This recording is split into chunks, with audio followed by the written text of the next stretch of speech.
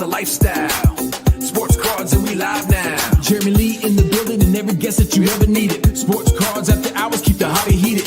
Updates, hobby talk like you never seen it. Sports cards live and none could ever beat it. Sports cards is a lifestyle. Sports cards and we live now. Welcome to another episode of Sports Cards Live with your host, Jeremy Lee.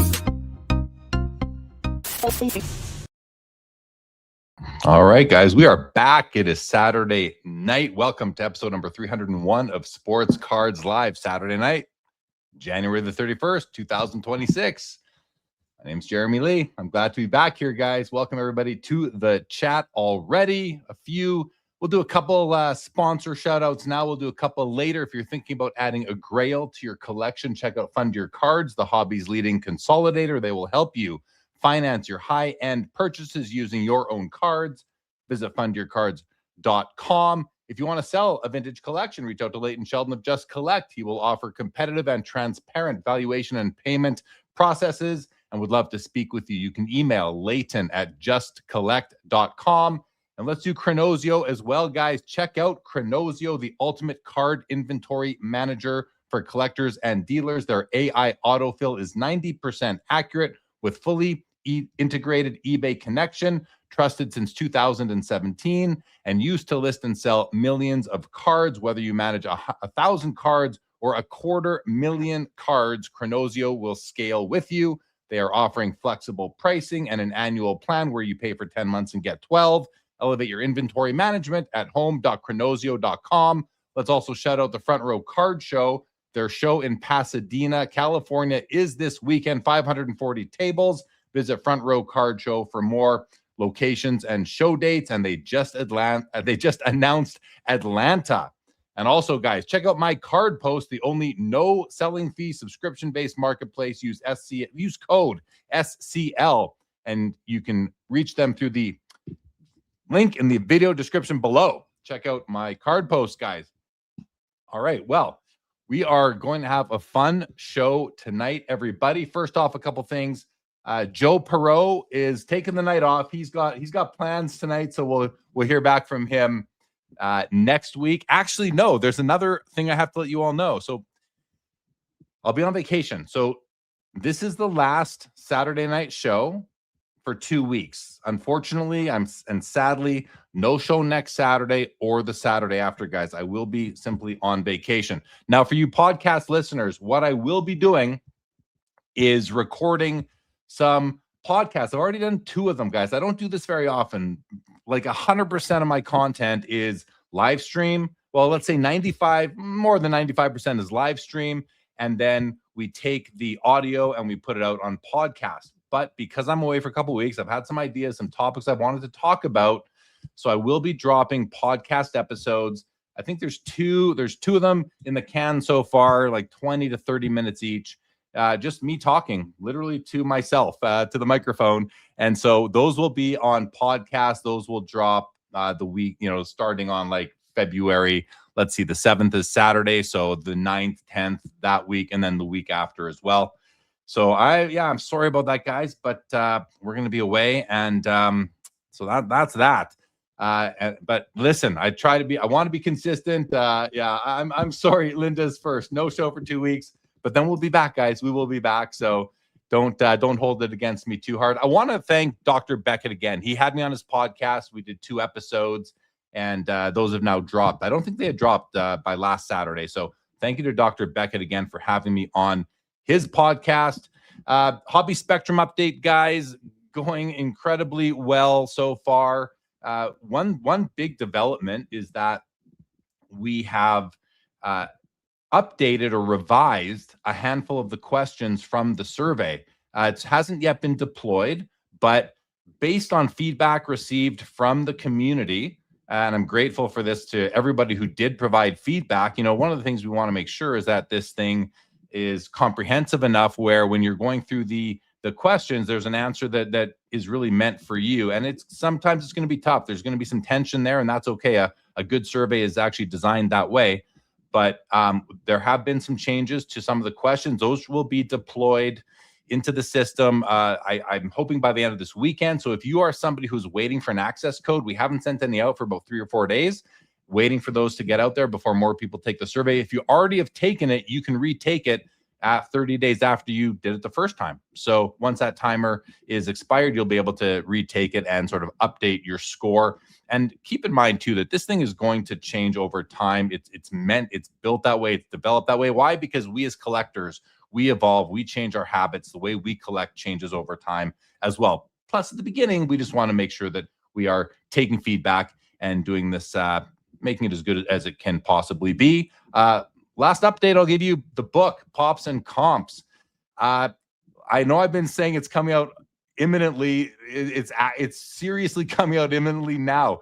The book has been uploaded to the Amazon self-publishing platform. It's in review there. That takes up to 72 hours. So I'm expecting to have the book available to purchase on Amazon by the end of the week. I may have to order like a sample copy first and just have a look at that. That might add a few days, but I think it should be available by this week coming up. So excited about that. And thank you everybody for the interest in that and for being patient. I know a lot of people have been reaching out asking when it's going to come out. So it is coming. The cover is, I'm going to give you a quick sample of the cover. There's the cover. You can't see all of it because it's pretty bright, but there's some words in there. So there's the cover. I'll just do a quick flash there. You guys can rewind if you want to see it. And all right, so let's see who's here. Welcome everybody again. Outlaws, good evening. Jacob Dahl, what's going on? Laura is here. Good evening to you, Laura. Who's got their popcorn? Confluence, good evening. Lonely Basement Baseball Cards, good to see you. Larry Gitlin is here from Frozen Nova. Chris C, welcome. Stooks is here. Good evening. Linda says featured guests, regular contributors, and all the party people in the chat. What is up, Professor Rex Cards? Love the centered Bill Russell I showed on Vintage Spot. Oh yeah, I forgot to shout that out. Leighton Sheldon and I did a episode 14 of the Vintage Spotlight podcast that is now available on the Vintage Spotlight platforms. That is on YouTube. There's the Vintage Spotlight YouTube channel. If you're not yet checking that out, please check that out. As well, it is also available on Apple, Spotify, wherever else you might get your podcast. Dylan Double D, what is happening? Foul Ball, good evening. Pick Six, welcome. We got Sinjin, longtime listener, first time live. We love hearing that. Welcome to the live stream, Sinjin. Thank you for joining us. The real Mike Petty is here. Yeah, where have you been, Mike? Where have you been? Oh, you're saving your strength for the West Coast Card Show. I'm actually hoping to make it. I am hoping to be able to skip out on my vacation for a night and come over to the West Coast Card Show. Jim at the bank, welcome. Good to see you. It's Beaver Feet talking to Mike Petty. No vacation for me. Jeff McMahon, what's going on? Chris C says, says 2 weeks off. Well, enjoy. We all get to listen to Jeff Wilson. You'll find somebody to listen to, I'm sure. What's up, Matt? Tomcat Sports Cards from Upper Deck. Good evening to you. Speaking of Upper Deck, we have Jason Masherah, president of Upper Deck, joining us momentarily. He is in the back waiting to join us. Hi, Jason. I see you there. We'll bring you on just in a couple minutes. We have It's Just Iris. What is going on? Laura, binoculars out in case there's a southern sighting of Mr. Lee. I might be there. E105 is here. Lantern, signed copy of the books. We can sign them. Jim Scholl, what's happening? BP Squared. I think you'll like the weather here in Arizona. I know I've been to Arizona this time of year a few times. I love it there. Can't wait to get there. What's up, Mookie Chilson? Welcome. Will I have copies of the book at Spring Expo? I assume I will. I think I will. I've learned now that I can order copies for myself, sort of thing, to sell or to have. So yes, I will definitely have copies. Mr. Mangini, the hobby president, is gracing us with his with his presence. Good evening, Mr. Mangini. Bobby Burrell, good evening and welcome. Rob Starr, what's up? Iconic Al is in the house. David Cooey is here from Muskegon. Shaheen is here. What's going on? We've got Jeffrey Clapper. Good evening. Jay Peterman. All right, we got lots of you guys. Thanks, everybody, for joining us. If you can make it, some of us will be. Oh, you'll be at the West Coast Card Show, Matt. Awesome. BWS will be at Ontario. Yeah, guys, I am like literally. It's. I'd say it's 85% chance I'm going to be able to make it to the Ontario show now. Yeah. So, thanks everybody for inviting me. I'm excited to come on out. All right. Well, why don't we do this? So we got Jason Masherah coming on. We've got some great topics to talk about with him. Leighton Sheldon's also not available this week. He'll be back the week after my vacation. And we've got Chris and Adam joining us about halfway through the show. But I wanted to block off a bit more time than usual for somebody with Jason coming on again, president of Upper Deck. He's been on the channel with me before, but not on the live stream for a while. He's been on recently, but we did a Road to the National episode back in the summertime when Upper Deck had announced that they were slabbing the RPAs in the new version of the Cup, which is now the second new version of the Cup. There's been another one out since then. So, but Jason's going to come on. Then we got Chris and Josh coming on a little bit later. So we'll bring him out in just a second. Chris C., make it to the show if you can. Trees and Cardboard, happy Saturday to you, and welcome to the show. All right, why don't we just bring Jason on? Jason, give me a thumbs up if you are ready to go. He's giving me the thumbs up, guys. So I'd like you to all please join me to welcome Mr. Jason Masherah, president of Upper Deck, back to Sports Cards Live. Jason, how are you? Hey, thanks. I have to ask, last week you had a 10% chance of going. This week you've got an 85% chance of going. What kind of negotiation did you do there on the home front to increase your odds that much? Well, here's what happened. My wife actually gave me the pass to go, but when I was looking at just all, you know what, it was a few things. It was, first of all, I've had the opportunity to find a place to stay, number one.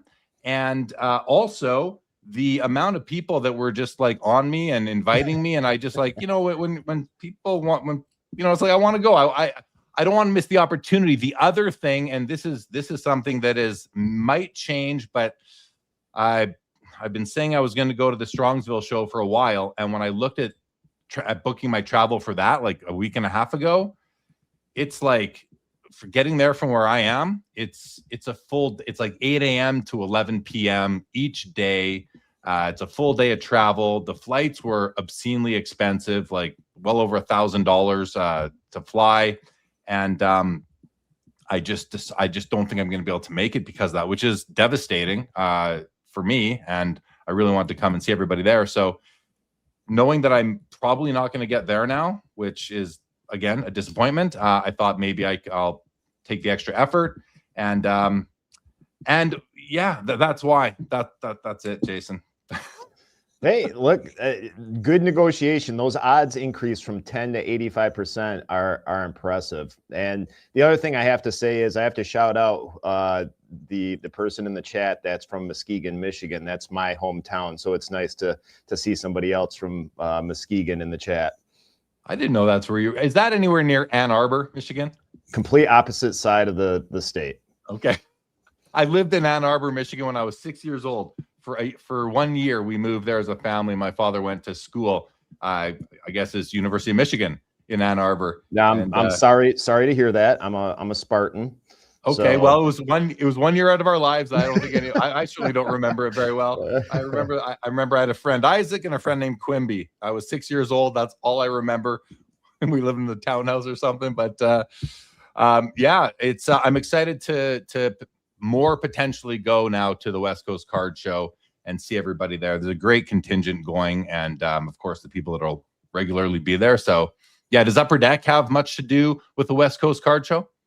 We're having discussions with the management there right now to figure it out. We have a pretty full schedule between all the shows that we do, and I think a lot of people just think of us doing trading card shows. We do San Diego Comic-Con, we do Gen Con, which is the big gaming show. There's a couple of gaming shows we do throughout the year. So trying to fit it into the schedule is what we're working through right now. This upcoming weekend is a tough weekend for us because you've got NBA All-Star weekend. You're also leading into the Olympics as well. So there's a lot going on this year. Our hope is to have some kind of promotion partnership, setting up something at the next one. Okay, good to hear. Good to hear. Well, we had one of your colleagues, Matthew Burrows, in the chat. He says he'll be there, so that's great. Be good to always get to run into anyone from Upper Deck at a show. There's usually a good number of our employees that go up to the show and check things out. I think one of the things that the team's very proud of is they're always hitting up shows, going to shops, making sure we're getting direct feedback from everybody. So that's one of the keys. When there's a show that big that's relatively close to us, there's usually a pretty good group of people that go up.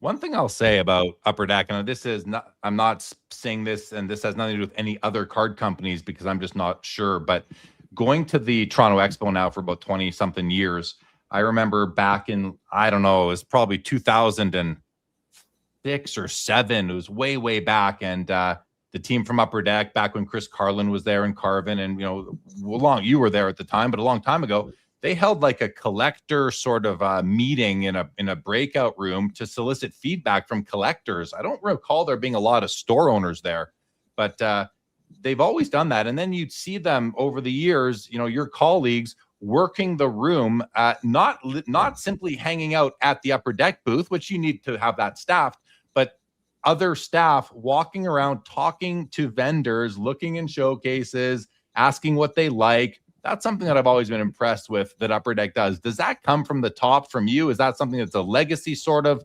activity and motive there? Or how would you describe that? Yeah, that's been going on since I started at Upper Deck. We always send representatives out to the shows to see what's going on at the show level. We send people to go out to shops. In fact, a lot of our employees stop on their own time when they're on vacation to just stop in shops if they're out somewhere, which to me is kind of a sign of the passion, and some of the employees that we have are true collectors. We have a meeting once or twice a year with shops and our distribution partners to hear from them what's going on.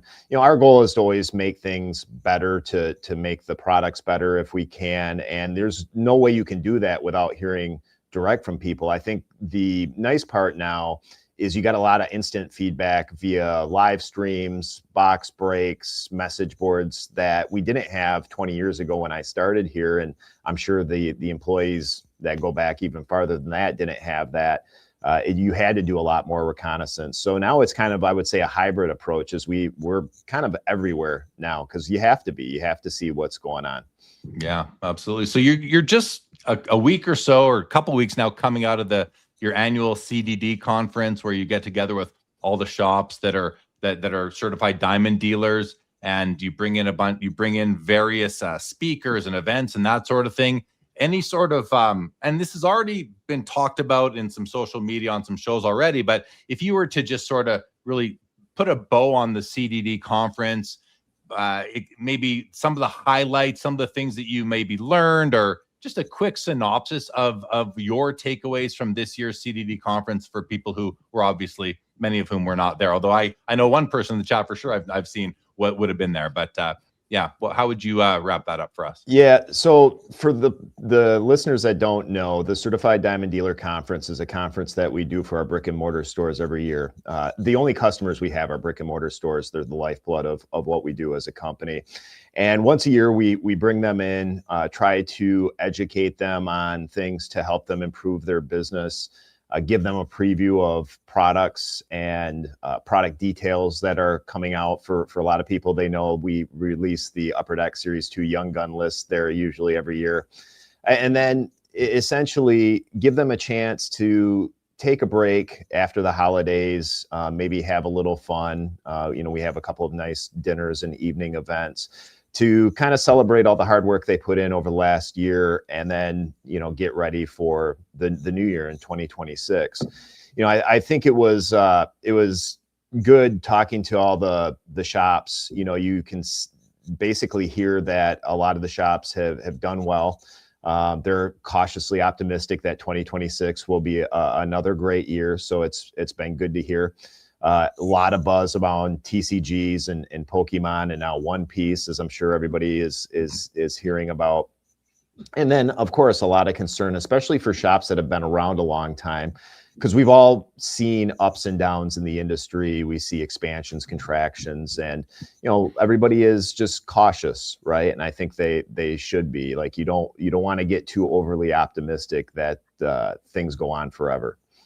Absolutely. So it was a good turnout, good event. And one of the things that came out of it that excited me, and especially the samples that I've seen, I have some to show, that were sent over by your team is the rookie debut patches and memorabilia that are going to be going into certain cards this year. I guess a couple questions on that.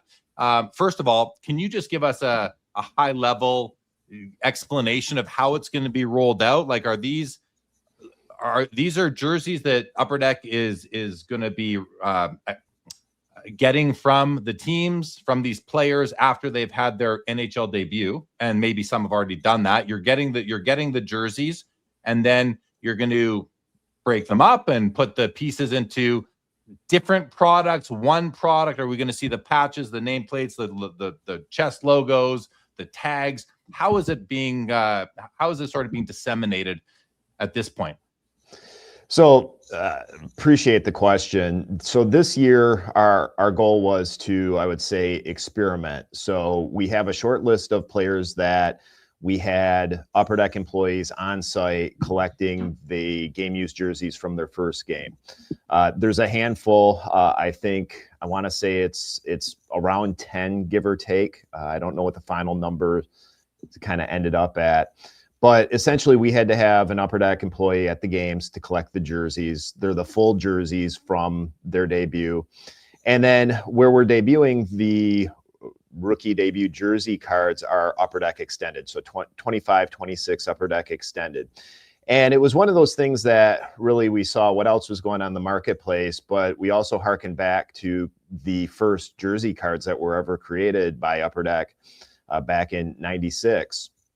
And we wanted to pay tribute to those. So you'll see the designs, they kind of have I would say a throwback inspired design that feels similar to the famous 97-98 Michael Jordan jersey card. And, you know, the thing that was really unique about that card, it was an all-star card, and you knew exactly where that jersey came from. So that really inspired us to say, hey, you know, where did these cards come from? Where did the jerseys come from?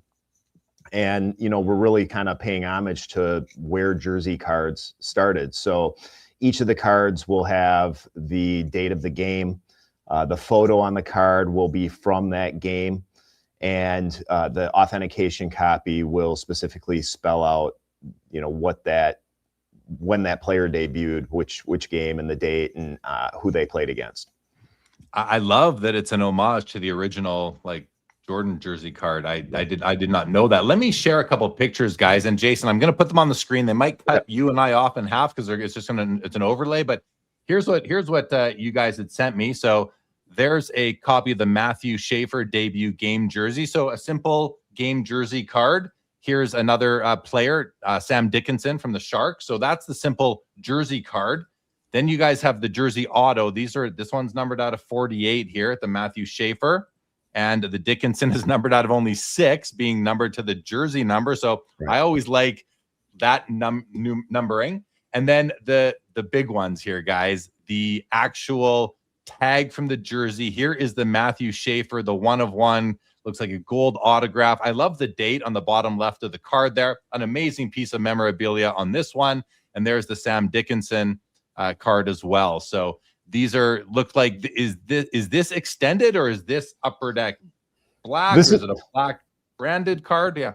Yeah. So no, it's extended. So what you have is you have 3 levels, and I do want to make that clear because there's been a lot of I would say incorrect assumptions or interpretations. So there's 3 levels. There's the game jersey, which is unnumbered. So that's kind of the base jersey card. And the beautiful part about getting a full jersey is we can make a good number of jersey cards and make them accessible to people. And that was key. We didn't want to make just a 1/1 card from the debut jersey. We wanted to have several cards out there so everybody who's a fan of that individual player will have a chance to share and have a copy of that card. And then paying tribute to those original cards, the autograph version is kind of the next step up. And those are numbered to jersey number. Again, kind of inspired by that Michael Jordan that was numbered to 23. Each of these players will have autographed jersey copies numbered to their jersey number. And then 1/1, we wanted it to stand out, which is why we made it black. So it is an Upper Deck branded. It will be an extended. But what the really cool part about this is and these are mock-ups, but actually with the real patches here. So it may change a little bit by the time we get the final versions. But one of the things I want to point out is instead of kind of making up our own patch or doing something, I would say, new and different, what we wanted to do was take something that naturally comes off the jerseys. And what we found when we were doing our diligence on this is that the equipment managers mark these jerseys all in different ways. Some have these specific tags on the inside. Some take the fight strap and write the game on it of what the game is. And each of the tags are a little bit different. If you look at the Schaefer versus the Dickinson, that Dickinson is super cool. So that tag is the tag that the Sharks make, and the equipment manager essentially writes in what period the jersey came from and what the date of the game is, along with the pre-printed tag that goes in to authenticate the jersey. So super cool, super unique. The Schaefer's a little bit different, as you can see. And again, every team does it differently. Some have really cool tags. Some just have a fight strap. But we're using basically whatever the equipment manager uses to authenticate that as the debut game. We're going to use that as the one-of-one tag piece. And again, it's natural. It's authentic. It comes directly from the team and the equipment manager. We thought that was a really good way to pay homage to the original jerseys and create really cool one-of-ones that are authentic to what naturally happens. Right, absolutely. So a couple of things there. First of all, I wanted to ask you this: when I think about what Fanatics did last year with their MLB debut patches, they added a special patch, put it on the jersey. They take the patch off the jersey at the end of the game, and then that goes into one card. I thought that was a great innovation for the hobby.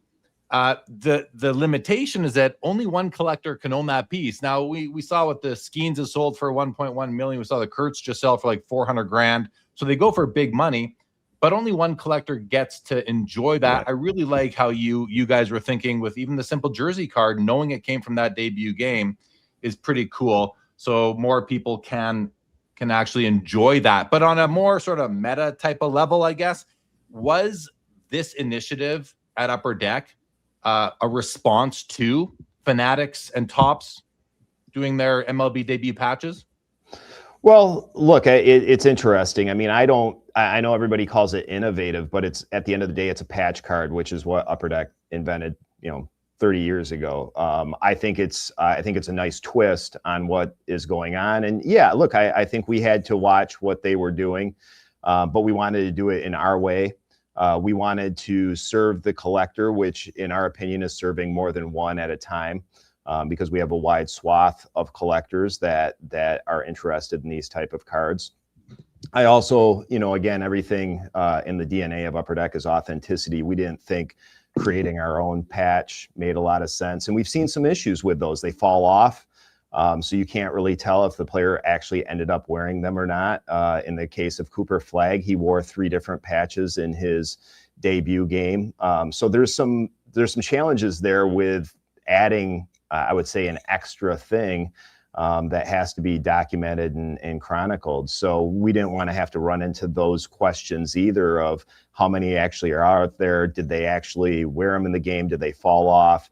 We wanted the jersey, the full jersey, and the NHL and the NHLPA did everything they could to help us with that. And we're very thankful that we now have a program that we can go to on a regular basis and provide a large number of collectors access to their debut. Nice. Yeah, I think it's awesome.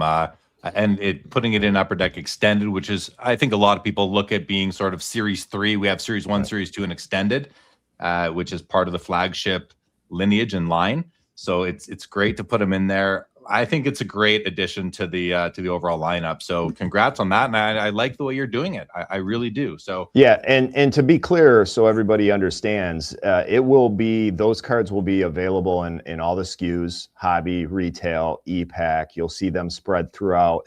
So no matter where you choose to buy or purchase, extended, you'll have that opportunity. And again, one of the things that we try to serve is the customer of no matter where you want to buy the product, you have the opportunity to get that content. So, we have to be where the collector is, and everybody purchases a little bit different these days.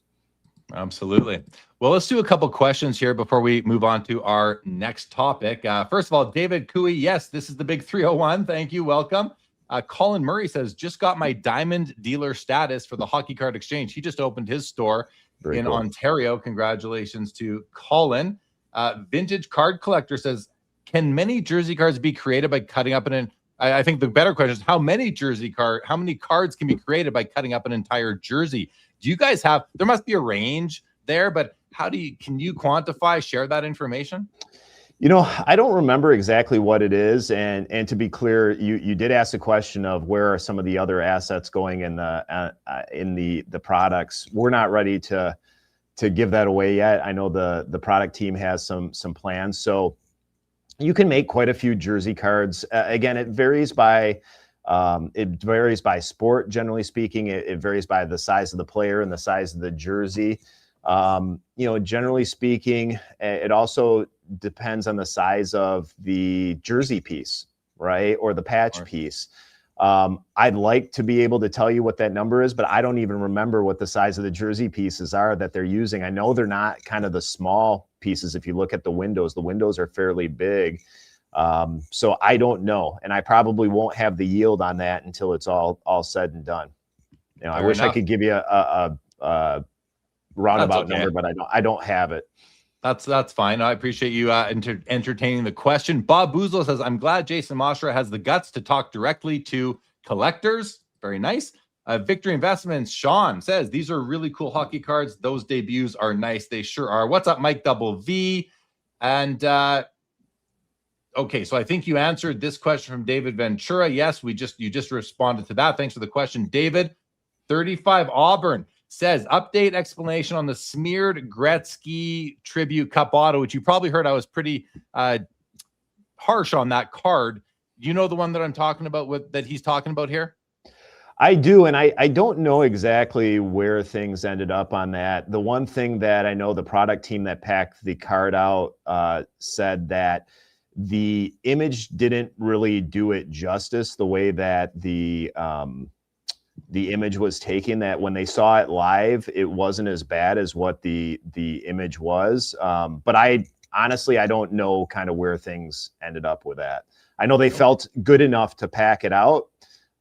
So I don't know, what the reality is. And I hesitate because some of the images we even take for like EPAC and stuff are not great images. I've seen pictures of it, and I think it's a bit of a mess personally, but I'll let you take a look when you get a closer look at it. We don't need to discuss it any further. It's not something that I have great things to say about. Foul Ball says, Upper Deck, this one interests me here. What do you think of this? Upper Deck should get rid of the baseball diamond on its logo since it's false advertising.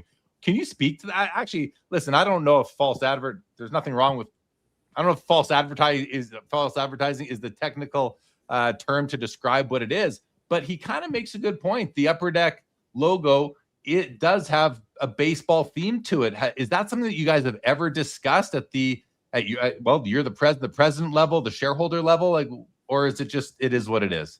Well, look, I think the old logo resembles a baseball diamond a lot more than the newer logo. I mean, the newer logo doesn't really resemble a baseball diamond. It pays tribute to that original logo, but I don't know. I'm pretty comfortable with the logo that we have now. I love the Upper Deck logo. I wouldn't change it if I were you. Mike Good, this is interesting, and I'm curious your thoughts. He said, I just got here, but if I was a professional player in my first game and I worked hard to get there, I'm not giving anybody my jersey. Now, they wear more than one jersey. Is the answer as simple as that? Right. Yeah. I mean, look, I think there's a couple things there. At the end of the day, the teams actually own the jerseys, not the players.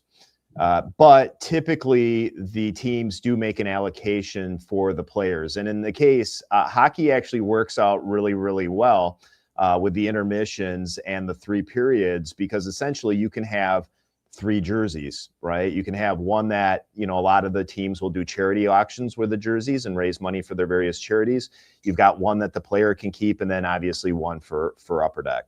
And you can see, like in that Dickinson, it says second period was the period that's from.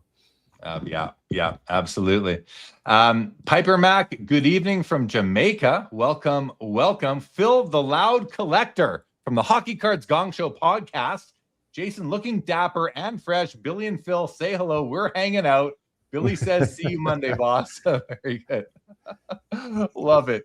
Orlando is keeping the decorum in the chat, letting everybody know that they changed jerseys during the period. Orlando knows.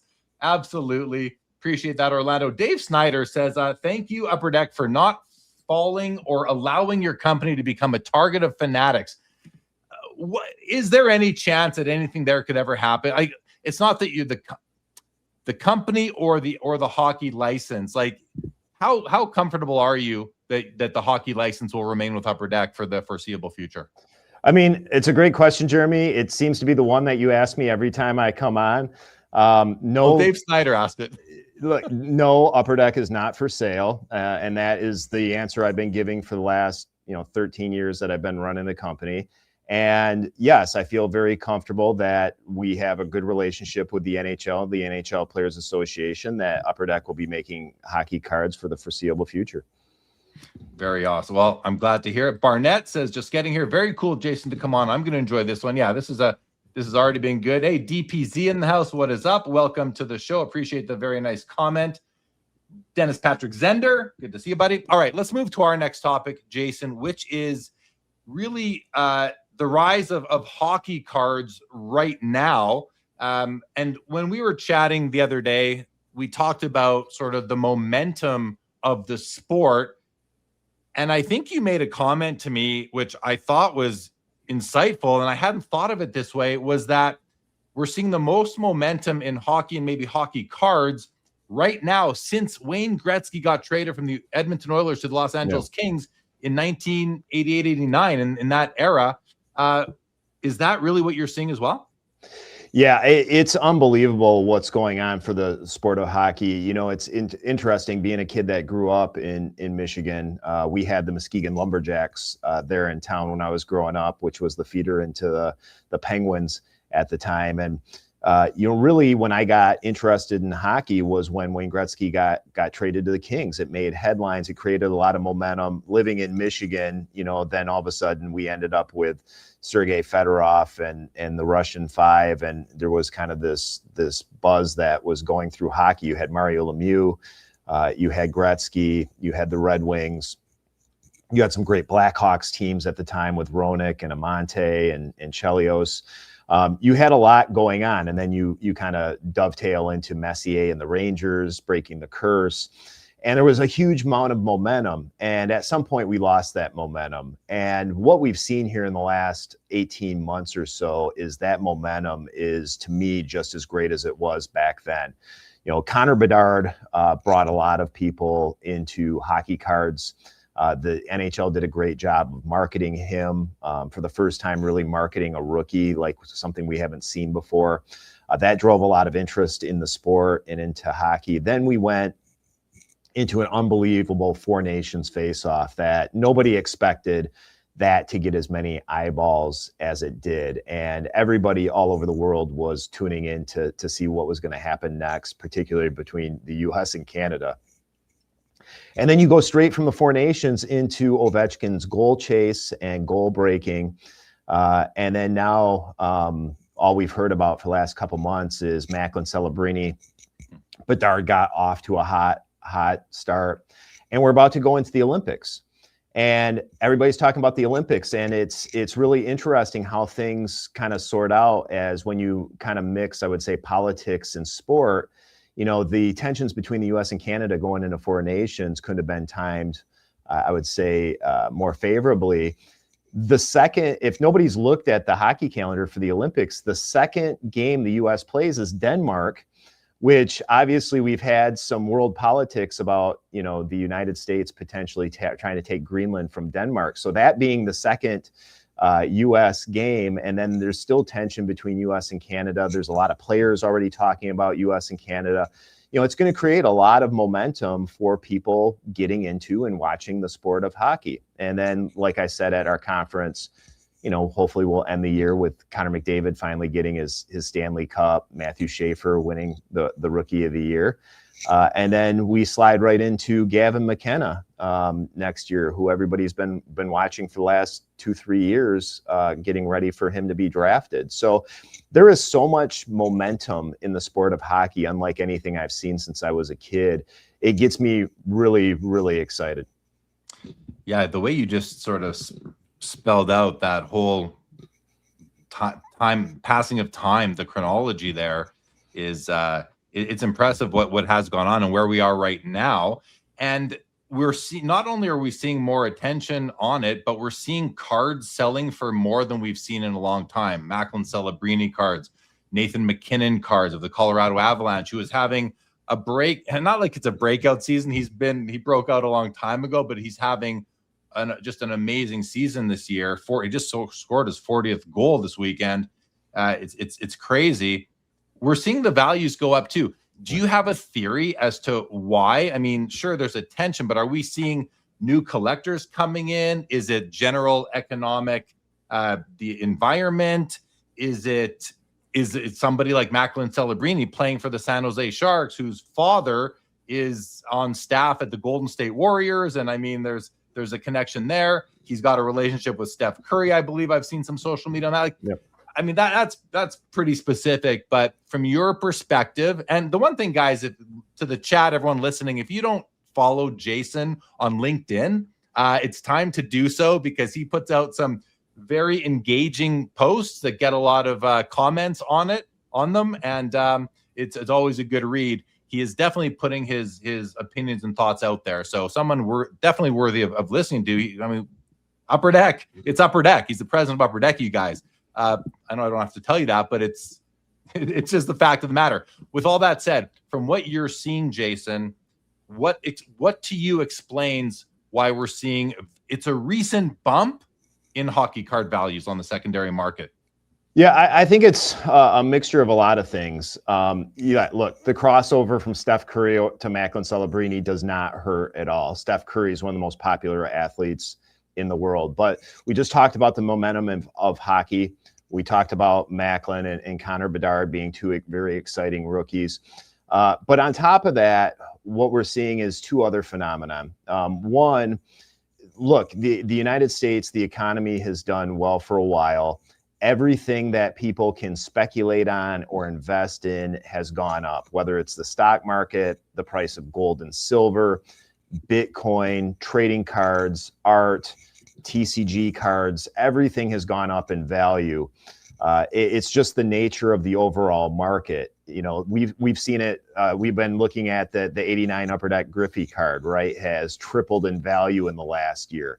There's no specific reason why. It's not like Ken Griffey Jr. just went out and won the World Series. It's just the nature of what's going on in the industry as a whole. I think the other part of that is I think people have come to realize that the hockey card industry is the most affordable of all the sports at this point. The value coming out of boxes is by far the best from a price to value standpoint. And for the speculators and flippers and investors, the opportunity is there, because if you look at from a relative value standpoint, hockey cards have been severely undervalued for a very, very long time. And I think the large collectors and the collectors who are looking for opportunity have moved over from other sports into hockey. We've seen hockey cards have been the hottest I've seen them in a very, very long time in the last 9 months. They just have. And what we're hearing is a lot of people are coming over from the other sports. Yeah, that I'm seeing that too, just on social media, which brings up a question and a discussion, but we often talk about here, which is the whole hobby does not live on Instagram or Twitter or YouTube or LinkedIn or anywhere for that matter, Facebook. You know, a lot of people, it's easy to have the impression that only very expensive cards buy and sell, or that everyone's a flipper, everyone's in it for the money. There aren't collectors. You know, you go to a card show or you run a card shop, and you will be seeing and hearing from tons of collectors. I wonder what your take is. And I have two questions I want to get your thoughts on. I know, I'm not going to stick it to this or anything, but if you could help me quantify, like, what percentage of sports card activity is done by collectors versus the flipper, investor, dealer contingent, would you say? How would you, in your mind's eye, what percent is collector, what percent is, let's just say, non-collector? There's too many other words to describe it. Well, it varies by sport. When I started with the company, we had all four sports. I ran basketball for Upper Deck at the time, and basketball and football are definitely I would say the flipper sports for sure. It's the people trying to get the big hit, the big rookie out of a pack, and to flip it to kind of buy the next product or the next big rookie. We didn't see a lot of collecting in those two sports. Not to say that there isn't collectors, but I would say those two sports are mainly dominated by flippers. And then baseball and hockey kind of run similar, where you have a lot of collectors in those sports. And I would say that they mimic each other in a lot of ways, although baseball has actually moved quite a ways towards the flipper as time has gone on, especially since I started, and I was on baseball here for a while too. Hockey by far is the most in depth with collectors. I would say, if you ask me to chronicle the percentage, I would say it's probably 70-30 as far as collectors versus flippers, which is pretty healthy for us. Now that may shift as market dynamics shift, but a lot of cards, once they go up for sale, you don't see them again. They go into private collections. There's a lot of set collectors still. There's a lot of team collectors, which we don't necessarily see in other sports. There's just a lot of different ways that people collect. And part of that is the product makeup we have. We still have some set collector sets, like O-Pee-Chee, MVP, obviously Flagship. We have quite a few variety of sets that are set up for set collectors. But that's how I would describe the sports card market overall. So 70 collector, 30 flipper, dealer, that sort of thing. Yeah, I mean, yeah. I think even 70 might be low. I think there are so many more collectors out there than flippers, investors. But it's not what you see as much. But then, all of a sudden you meet somebody who has a big collection that never has set foot in hobby social media. And that actually happens quite regularly. So Jeremy, let me just interject real quick before you jump into the other question.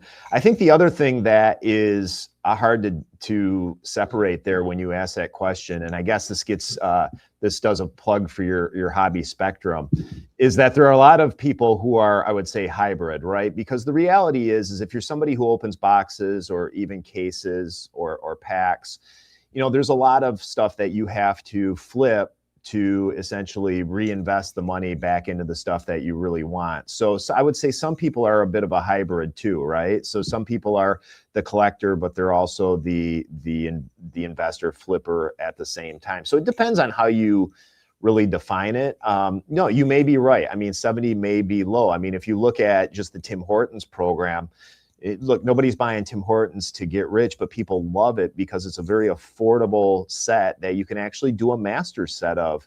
And people do master sets every year of that. And that's something that happens in hockey that doesn't happen in any other sport. Yeah. No, I appreciate you calling out this sort of the hybrid approach.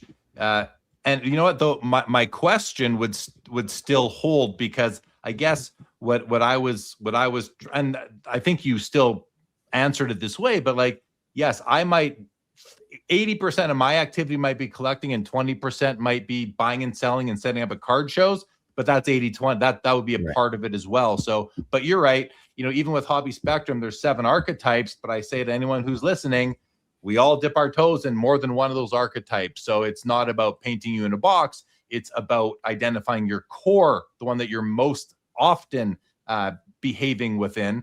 And but we have things coming for that to address the fact that we're all not in the same one. Okay, or that we're all not only in one archetype. The other question I had for you was as far as hockey, because I go to shows in the US and we see some hockey, but we don't see much. There's more soccer nowadays and that kind of thing. What is the split? I guess I'm always trying to find the evidence that there are hockey card collectors in the US. It's not just a Canada thing. I don't know if this is information you can share, but I'll ask. You can answer how you need to.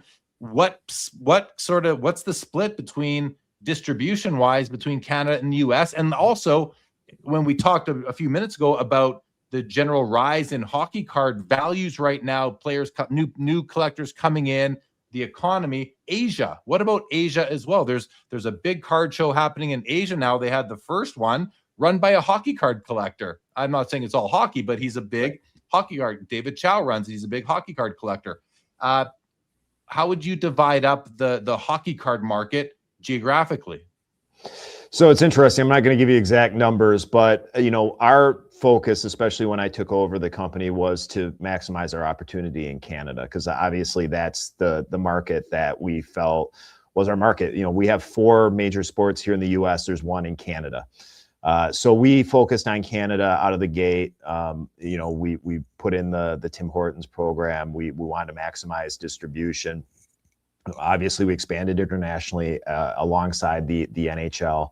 We were there for the China games. We've been there in Australia. We go to every game in Europe. So we broadened our distribution to all those locations. But the focus right now for us is the United States for sure. I think we're underpenetrated here. We'd like to see more shops investing in hockey. But the reality is, Jeremy, is that for years, again, one of the bonuses for the certified diamond dealer program is we know every shop that's part of our program. We know where they are. For years and years, the US market was not healthy. The Canadian market was much healthier. Shops were going out of business for a long time in the United States. They weren't improving their stores. There were a lot of stores that wouldn't qualify to be a certified diamond dealer because they weren't good representations of the industry. And while the Canadian shops had spent a lot of time investing in their shops and really taking care of their community, the US shops hadn't. Since we started our co-op program, so in 2017, we started a program that essentially helped store owners fund revitalizing their shops, upgrading their shops, getting new merchandising, new display cases, things of that nature. We've seen a complete reversal here in the US on the shops, the quality of the shops, the number of the shops. We also do matching funds to help shops open up second, third, fourth, fifth locations. So we now have more shops in the US that have multiple shops that maybe only had one before. So we've seen a big expansion. The shops are way healthier now, especially with Pokemon and Magic helping for those shops that are diversified. So there's a huge opportunity here in the US. There's a lot of excitement around hockey. Obviously, the last 18 months have been there. And that's where a lot of our focus is going to be over the next, I would say, 12 to 18 months, is to make sure that every shop that wants to get their hands on hockey and is a certified diamond dealer has that opportunity, and that we're helping driving that market and the demand here in the US. Appreciate that. I'm glad to hear it too. I think Canada is doing pretty well right now when it comes to hockey cards. You did a great job in the market. So Tim Hortons certainly does help. Let's see what happens in the US, and hopefully we can grow the hockey hobby down there as well. You mentioned the CDD program again, and after the CDD conference, I heard from my LCS here, Eastridge Hobbies, that they actually won something at the CDD. Do you know what they won? Can you? Oh, speaking of which, there he is right. Oh, there he is right there. That's Mike at Eastridge Hobbies. Or Vicky says, Jason is a great guy to talk to. I've had great conversations with him in the past. Very nice from Eastridge Hobbies. But what did Eastridge Hobbies win? And I know the answer to this, but I'll let you share. What did they win at the CDD conference? Well, I don't know. There's a variety of giveaways throughout the couple days to keep it interesting for the guys. And then there's also, we do a big memorabilia event, the opening night reception. So I don't know what they're referring to, whether it was the memorabilia event that we had, or the giveaway during the couple days of sessions? Honestly, I don't remember. It's he said the diamond break. Do you know what that was? Oh, yes, that was the big memorabilia. Was it the player appearance? Yes. Yeah. Yeah. So exciting. That's very, very exciting. I don't know exactly how it's going to work, and I don't know when it's going to happen, but it's very exciting for me that I'll be able to go to the to Eastridge when they have that event that I think you'll have some presence at, and a player will show up and be there to meet with the collectors. That's awesome. Is this something that you guys do every year? Yeah, we've started giving away player appearances for the shops, and I have to be honest, I'm probably the one that gets the most anxiety over the player appearances, because over the years I've seen it where the players don't show up for whatever reason. You got a whole bunch of customers there waiting for the player, and the player flakes or gets sick or has another commitment or whatever. So I get like massive anxiety when this stuff, because it's a reflection of us. I'm getting anxiety about it now. Yeah. There was one that I think it was before I started here, where they were going to do, I think, 10 player appearances across Walmarts, and like 8 of the 10 players just completely flaked.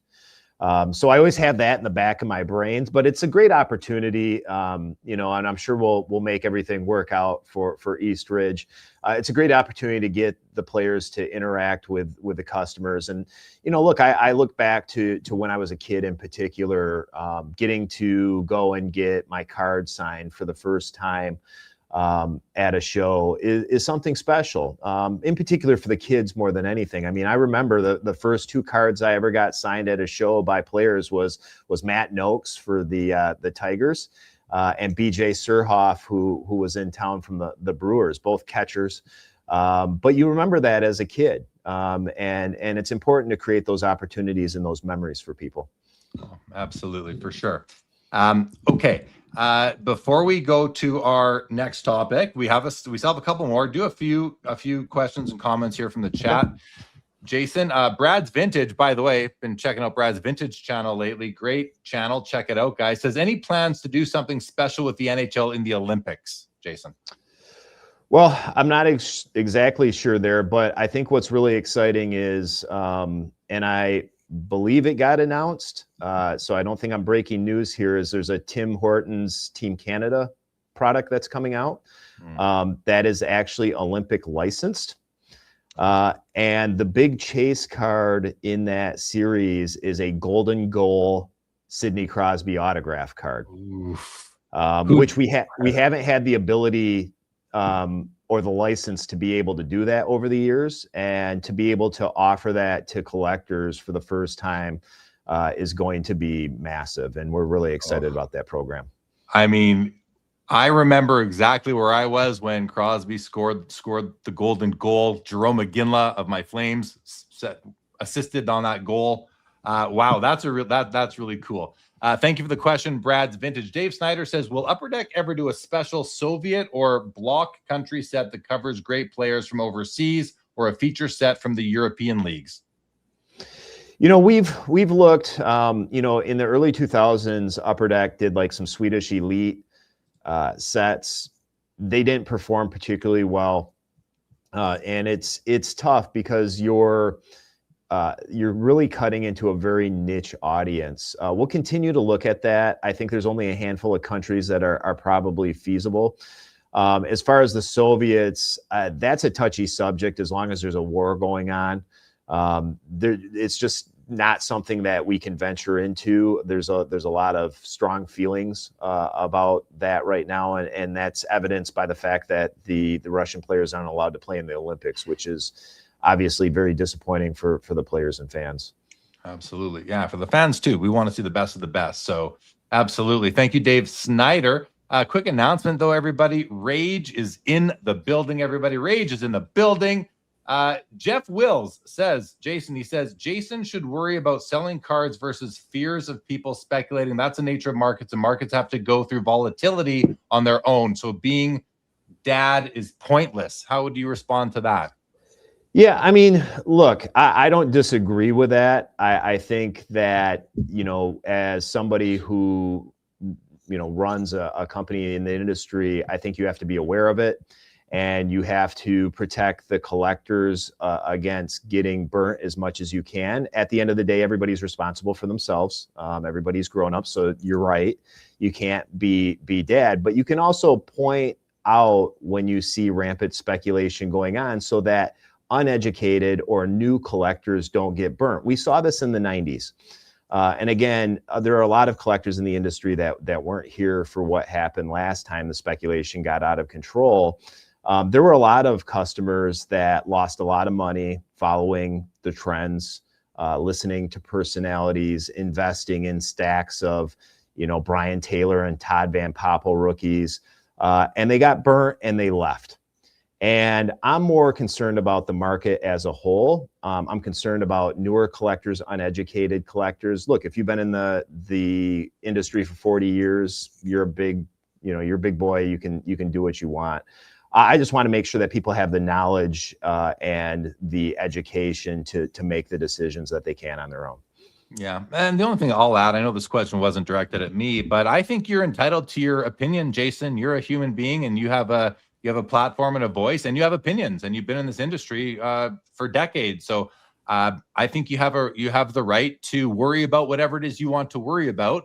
And people are going to criticize and tell you what you should or shouldn't do. And that's just the way the world goes right now. Well, it's interesting, Jeremy. Some of the commentary I've seen when I've called out the speculating is that, hey, you should just worry about maximizing revenue and profits for Upper Deck. That's your fiduciary duty. And yes, there's something to be said about that. But the DNA of Upper Deck is not that. Obviously we're a business, we're here to make money, but we are family owned. And the directive in the entire time I've been in this company, which is now I'm in my 20th year, is to always do right by the collector in the industry. At the end of the day, that's the edict. We're not going for an IPO, right? We're not trying to get listed on the stock market. We don't have a whole litany of investors and investment banks, the Saudis, the Qataris that we have to speak to. It's, hey, let's make sure that we protect the partners we work with, the Players Association, the leagues, the collectors, the shops, and make sure that the ecosystem is healthy while putting out the best product we possibly can. And I think that's a very different philosophy and a different way to run a business than most people are used to. I think especially in this economy now where people are just trying to maximize dollars and people tend to be very greedy. The reality is that old saying of, pigs get fat, hogs get slaughtered is very true. And I don't think enough people really take the time to understand the market and care about the market and the collectors and the shops and everybody in the ecosystem the way they should. And look, maybe that's just a different point of view and a different part of the DNA. I think if people did, then I think a lot of industries would be healthier and better.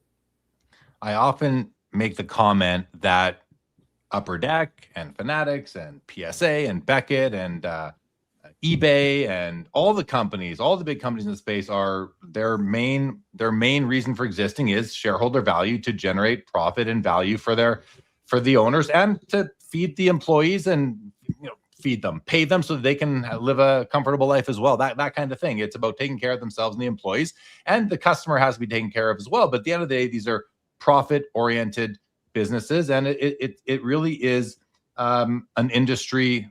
It simply is an industry. One of the questions that I have for you is, there's a lot of blame being thrown around in hobby narrative about everything's overpriced. It's over. Blasters are now this much, boxes that much. Everything's overpriced. There's greed. What in your opinion is driving the quote unquote overpriced nature of unopened product? And is Upper Deck a part of that? Is Upper Deck product overpriced now relative to the past, let's say? And why is it, and what can be done, if anything, moving forward? Well, I think there's a couple levels to that. Everybody's costs went up. And one of the things I think would surprise a lot of people is that there is still a lot of labor involved making trading cards. And nothing has gone up more in the last 5 years since COVID than labor costs. So some of the price increases are a direct effect of price increases. Labor has played a big part of it. Materials have gone up pretty dramatically, in some cases doubled and tripled, believe it or not. I think that would shock a lot of people, how much some of the costs have gone up. So I would say, you know, there has been a lot of just general price increases because of inflation and labor and things of that nature. But what we are seeing is I would say, price increases that are dramatic and probably not in tune with general price increases in the industry. And in particular, the other sports have gotten completely out of control with their pricing. And look, that's part of why we're seeing people come over to hockey. You know, there's an edict that was put forth by our competitors that they needed to make a lot more money for the licensors, and they're doing exactly that. And that's part of the result of what we're seeing. And look, to their credit, people are still buying the product at that point. And well, that's the thing. The stuff is still selling, and if you're a profit-minded business, why aren't you going? And there's levels in between. Different people need to get paid along the way of the distribution channel. So it's it's too bad for the people who can't afford to collect like they remember collecting. But I mean, that's what MVP and OPG paper product is for, I would say. But then they say, well, but the kids want the good stuff. Well, I've said this for years. I want to drive a Ferrari. I can't. So I drive what I drive. Well, look, Jeremy, that's one of the philosophies that I think has been key for me. Look, the reality is that, yes, as a kid, you don't want to be pandered to. You know, when we were kids, there were these kiddish products. I remember Fun Packs was one. Triple Play, I think it was Donruss Triple Play. They were kiddish packs. We didn't want those as kids. We didn't want to be pandered to. We want what our parents had or our older siblings had. We wanted what they had, right? So, you know, coming down and doing cheap, I would say almost insulting products to kids doesn't work because kids don't want that. Now, with that being said, you can make affordable products. And you can make products that are for entry-level consumers, like an OPG and MVP. And again, those are unparalleled in the industry right now, those price level products. And then you can have different tiers. Yes, all the companies are going to make expensive products for people who have more money. That's just the nature of the beast. But you can make inexpensive products. And I think the biggest thing that is troubling and that I see on a regular basis in the other sports is that it has become completely out of control for somebody to buy a hobby box of product and take it home and rip it themselves. And that's where we have a fundamental disagreement. You know, you need to be able to buy a core product like an Upper Deck Flagship, even an SP Authentic, that is still within reason, where people can actually open their own box. It shouldn't be priced at a level where the only way you can get into a product is to participate in a break. You know, people still like to open the box. Everybody should have that ability. And to be relegated to basically tell the consumer that the only thing that's in your price point is a blaster or a mega box doesn't work for us as a company. Okay, no, I'd like to hear it.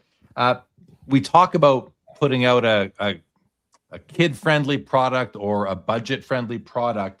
Why would Upper Deck or any card company for that matter use their capacity, their labor, the third-party printer capacity that you guys are able to have allocated to you? Why would you use that for a lower margin? I guess I'm making an assumption there, but why would you use that for a lower margin product when you could push out more of a higher margin product and make more money for the bottom line? Well, the reality is nobody comes into this industry and buys the cup straight away. It just doesn't happen. Somebody has to come in and get introduced to, I would say, entry-level products, whether it's Tim Hortons or OPG or MVP, and understand how the industry works, Those are great gifts for people, whether it's a birthday or a holiday. You know, it's affordable. It's something that you can give a loved one very easily and comfortably. That's what that's for. Asking for people to drop hundreds and in some cases of thousands as their first purchase or their first entry into the industry doesn't work. And honestly, having affordable, specifically hobby boxes, so you get the experience of hobby content, is very, very important to us as a company. You shouldn't, you know, your only entry-level product shouldn't be a blaster where you might get a couple of insert cards or a couple of parallels, and that's the only joy you get out of that box. I thought that's what I was hoping to hear, something around the lines of like, well, because we want to help invest in the future of the hobby on a grassroots sort of level. I think Tim Hortons does that quite nicely, but so does O-Pee-Chee Paper, MVP, right, and even Flagship. I mean, they're all more affordable. So good stuff there. We'll do a couple of comments here, guys. Lots of great stuff. Thank you, everybody, for the comments thus far. Mookie Chill says, Jeremy moved the hockey market with his Joe Jackson trade. Albert here says, I've met many hockey card collectors in San Diego, all of which get our cards via ePack. Yeah, ePack's a huge platform. Dan Milburn says, so what's a guy got to do to get an Upper Deck tour? I will be in your area in 3 weeks. Do you have tours? What does a guy got to do to get a tour of Upper Deck if they're in the Carlsbad area?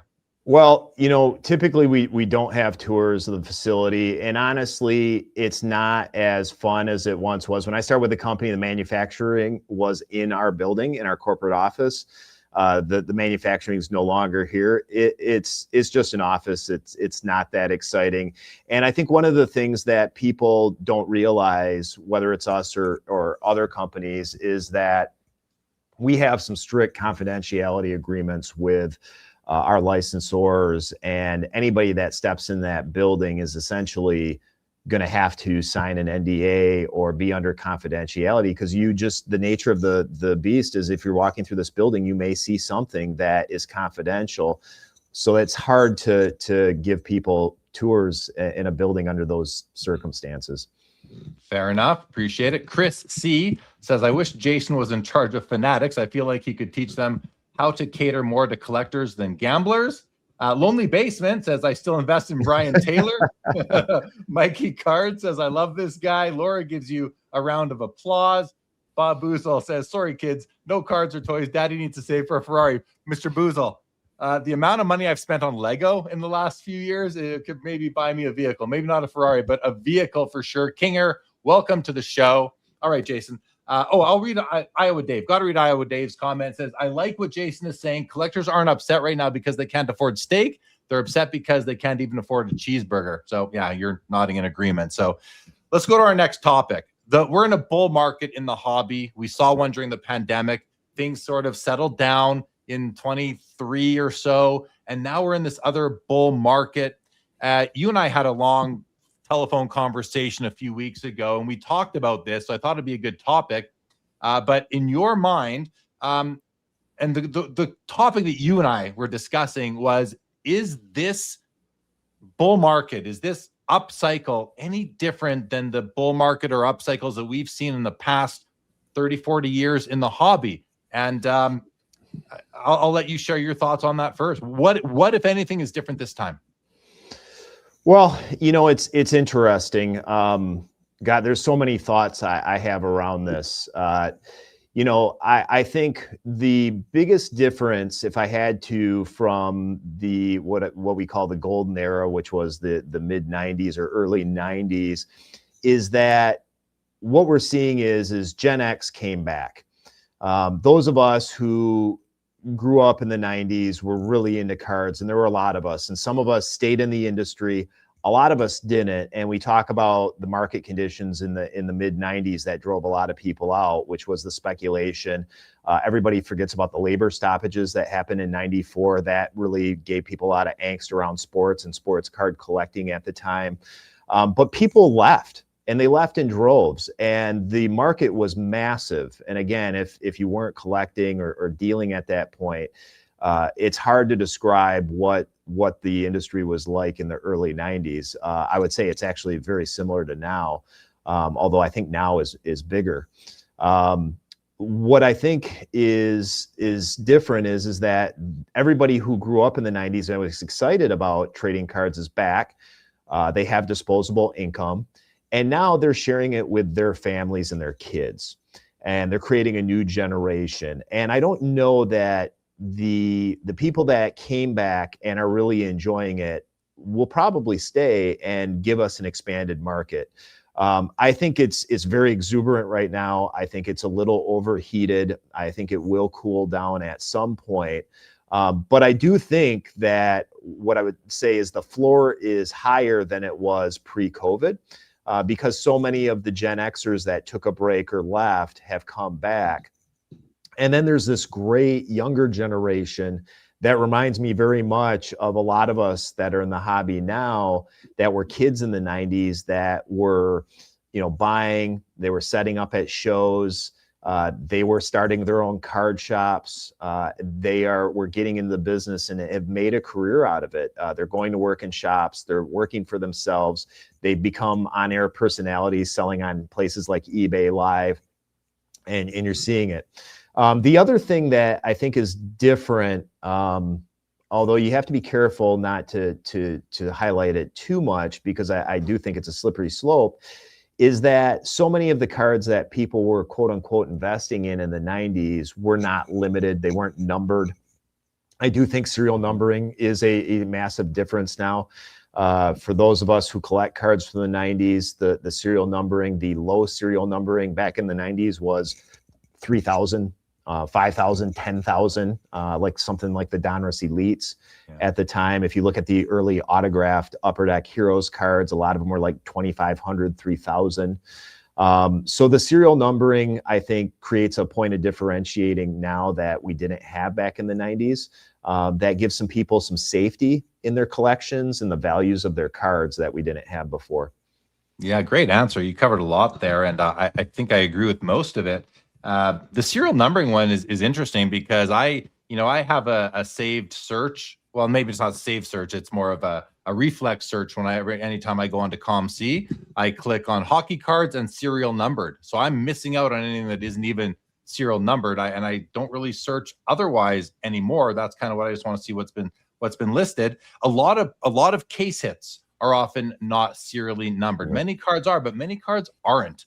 I think that's one of the, a bone that many collectors would have to pick with all the companies is that, either everything should be serial numbered or at least print runs should be disclosed. And I know there's some secret sauce to that and all that, but do you see a time when, any card that isn't simply base would be serially numbered, or is there always going to be a place for the unnumbered case hit sort of card, Easter egg, if you will? So this is great, Jeremy, because I've got two answers on this, and you're going to really like the first one. There was a company that serial numbered every card. Do you remember what that company is? And I bet you most people in the chat have no idea what company that was. Do you remember the company that serial numbered every single card? I mean, I'm thinking about Leaf has serial numbers on a lot of cards. I don't know if it's everyone, but which company? Collector's Edge. Okay. Collector's Edge, if you go back, they serial numbered everything. And at the end of the day, nobody cared and they went out of business. So again, we don't know history. Sometimes you're bound to repeat it. I liked Collector's Edge, some of the content. I think they did some pretty cool stuff at different times. But at the end of the day, it didn't really drive value. Nobody really cared. It was one of those things that I think it disappeared, right, to history.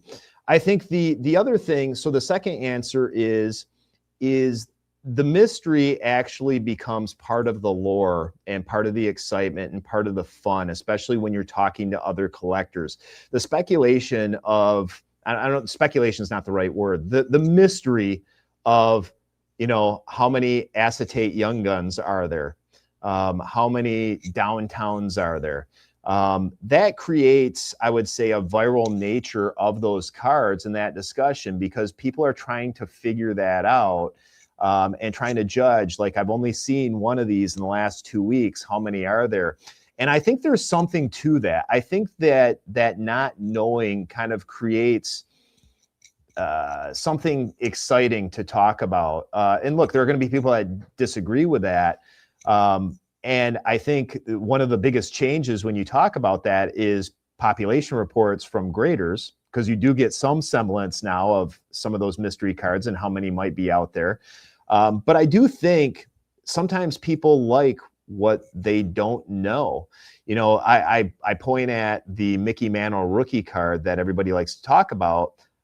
I'm not sure if everybody knew how many truly were out there, they'd be super excited about it. I think the mystery of not knowing how many Mickey Mantle rookie cards are floating around adds some of the allure to it.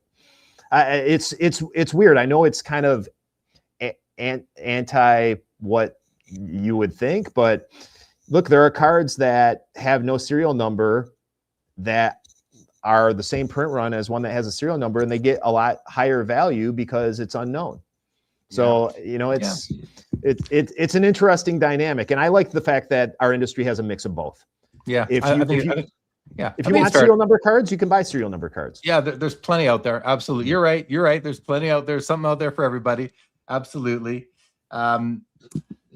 Okay, well, good. I'm going to do a couple quick comments here. Dan Milburn, for a guy who puts on a monthly card show, Gen X is definitely back. So there you go. Rodman, what's up, Rodman? Says, I'm getting my kids into cards and trying to keep the cycle going. Yeah, absolutely. I took my little guy to the local show here this past Saturday, and he was more interested in the guy in the vendor who was taking McFarlane figures and turning them into lamps. That's what my little guy was more interested in this time. Stale Prod says social media has also been a big boon to the hobby. You know, that's the obvious one that neither of us mentioned. I think that's definitely correct. Absolutely. Let's talk a bit about monopolies in the hobby, Jason. There's my understanding from conversations I have, content that I consume, there's really two behemoth, if we will. And to use the language of the Canadian Prime Minister recently, I don't know who saw this speech, but hegemons and hyperscalers, a couple of words that I had to go look up and find the definitions of. But we have some in the industry, hegemons and hyperscalers, and I think what most people consider to be would be the Collectors Holdings company, which owns PSA, SGC, now Beckett Grading, as well as Fanatics, which has 3 of the biggest exclusive licenses in sports of the 3 major U.S. sports, hockey being the 4th, I think, but baseball, basketball, and football. So we hear a lot of talk about monopoly, and but not all monopolies are the same, and not all monopolies, if any, are illegal. I don't know exactly. I think you know more about this than I do. So with that context set, why don't you speak to your thoughts on the existence of monopolies in our industry right now? Is this the part where the hobby lawyers start jumping into the chat? We've got a couple. Yeah. So look, I get asked about these two companies a lot, right? Collectors Universe and our friends at Fanatics. Look, I think there's a difference between the two monopolies for sure. You have one that was created by collectors, which is PSA. And then you have one that was created by business entities, which is Topps and Fanatics. So I'll start with Collectors Universe because that's the hot topic. That's the one that everybody's asking me about. And the reality is to me, it's very simple. Collectors made that monopoly. I think a lot has been made out of BGS and SGC. And look, if you're a fan of those brands, I understand. I always like BGS. And I've been depressed about BGS for quite a while now because I don't think that company was being run real well. It's a fantastic brand. I feel bad for Dr. Beckett because his name is attached to it. I don't think it reflected the company that he owned and ran for a couple decades. And I desperately wanted to see that company succeed, and it hasn't. It didn't have the resources put into it. I don't know that it had real strong leadership. And I think there's a lot of us that love that brand that wanted more for it. But the reality is that everybody has the choice on grading. and the collectors have overwhelmingly spoken that they prefer PSA, and the collectors have made them a monopoly, and they can change that at any time. Anytime they want to go to a different grading company, they can absolutely do that. And we saw that BGS was the king of the mountain. And they were the king of mountain for a while. I mean, if you go back and look at Connor McDavid Young Guns, they're mostly BGS graded, not PSA. So collectors can make that choice whenever they want, and they can change the nature of that. Just to jump in, sorry, Jason. When Jason is saying collectors, he means us, the community, not collectors, the company, which is just a weird name for a company anyway. I know it's long-standing because it does get confusing. But when you say collectors created that monopoly that is PSA, you are talking about the customers, the trading card collectors. Yes, not the company. Right. I mean, look, people continue to send in their cards to PSA at record rates. That's not PSA's fault. It just isn't. No, it's not. I'm with you on that. Absolutely. So on the Fanatics front, look, that monopoly has been forced upon us by the decisions the licensors made. And that to me is a different beast. Where PSA was created by the customers, the customers have no say in those licensing decisions. Now, what I think is most misunderstood with monopolies is monopolies in and of themselves are not illegal. They're not. It's essentially, are you causing harm to the consumer? And are you trying to unfairly compete with people trying to compete against you that makes it illegal? Those are the two things. And quite frankly, the thing that the SEC, FTC, Department of Justice are the most litigious on is when the consumer is hurt. Their job is to protect the consumer. You'd like to think that they protect competition. That is their I would say it's hard to enforce or get them to pay attention to it. It's when consumers get hurt that typically the government gets involved, and you have to prove that customers are getting hurt. But there is a misconception that the word monopoly constitutes something that's illegal, and that's not the case. It's how you run that monopoly and how people are affected by that monopoly that potentially makes it illegal. So with all that said, then, what do you think is going on in terms of, are they protecting the consumer?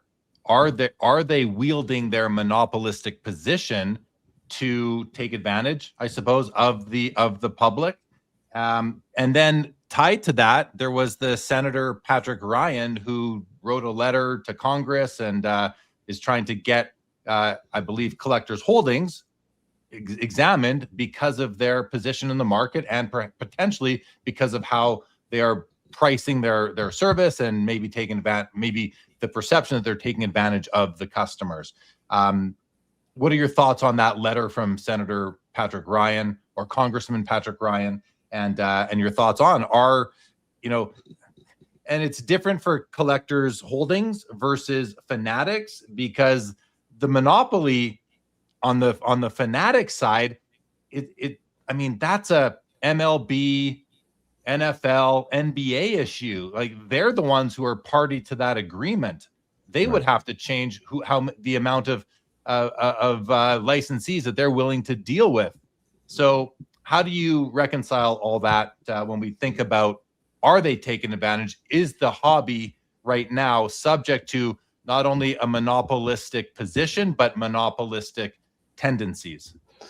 Well, look, again, on the grading front, customers can change that overnight. There is nothing locking PSA or Collectors Universe in a monopoly. So I think that there's a weird misconception. Look, there are other grading companies, whether as customers you like them or not, there is competition. And there are a fair number of companies out there that you can use. I don't know that there's anything that the government could do to change your preference towards grading, especially if one is getting higher values. On the trading card license standpoint, look, I think it's a really interesting one, because the customers don't get to choose at that point. So it's something that's forced upon them.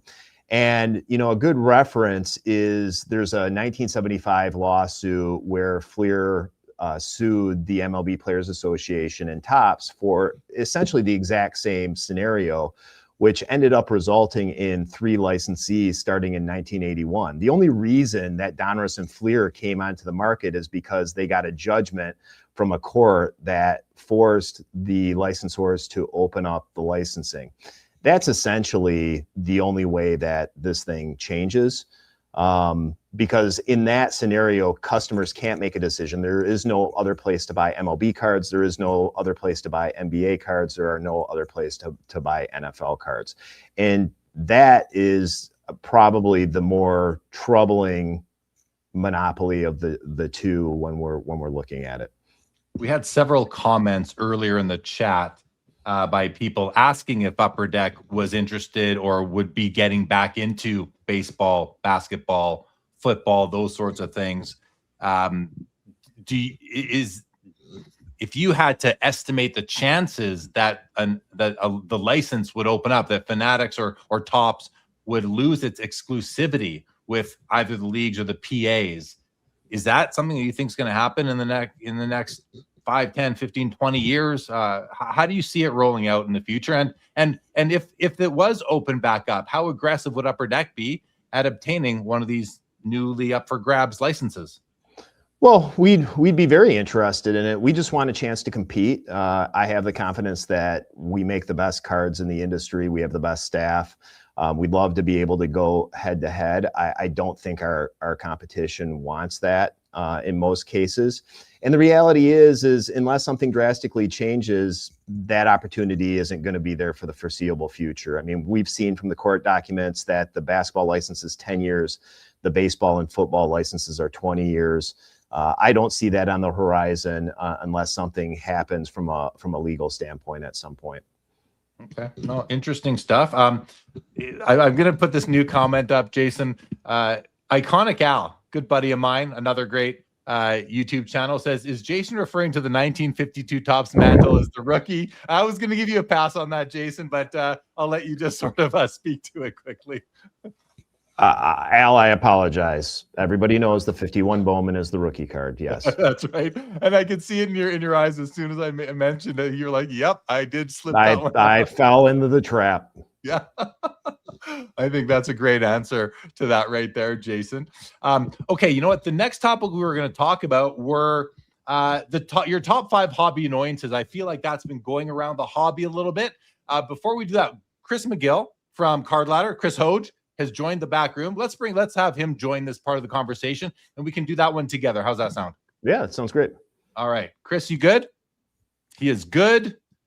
Everybody, please welcome Chris McGill back to the show. Chris, hold on one second. Let me just fix that up. There we go. Chris, Jason, say hi to each other. Oh, you guys know each other. We do. Only 5 annoyances, Jeremy. I don't know how we can keep it to that. Right. Chris, you were at the Upper Deck CDD conference. How was that from we talked about it a bit earlier. How was that from your perspective? One of the most special events I've ever been to. Extremely classy, just amazing. Hobby stakeholders from across multiple countries. It was very impressive. But seeing Jason in action is quite the sight too. He's very impressive in his own right. That's great.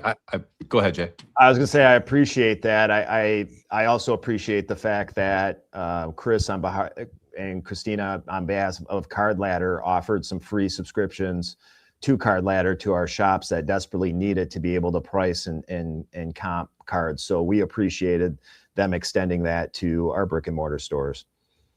Awesome. Well, okay, guys. So before we get into this, I'm now doing a bit of a different thing with acknowledging the sponsors part of Sports Cards Live. So allow me to please do a couple quick sponsor shout outs here, guys, for Mint Inc. and Mr. Minty. Guys, Mint Inc., who is a CDD and an AIR for Upper Deck, delivers the ultimate hobby experience from live whatnot streams and auctions to grading, breaks, 2 full retail locations, including the newly opened Ajax locations in the Greater Toronto area. They do it all. They're buying collections 7 days a week.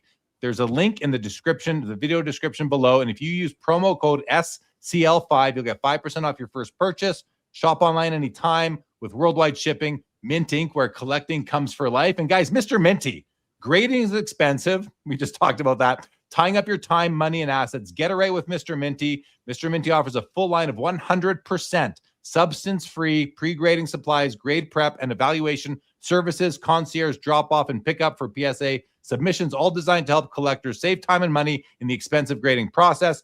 Meet Mr. Minty in person at various shows across the country. For more, go to mrminty.com. Save 25% off products using SCL code SCL25. Happy collecting and keep it minty. Thank you to Mr. Minty. And then finally, guys, CIA Auctions, Collector Investor Auctions, February auction preview is now live. It went live January 29th. The auction runs from February 5th to 15th. Visit collectorinvestorauctions.com to register and bid, guys.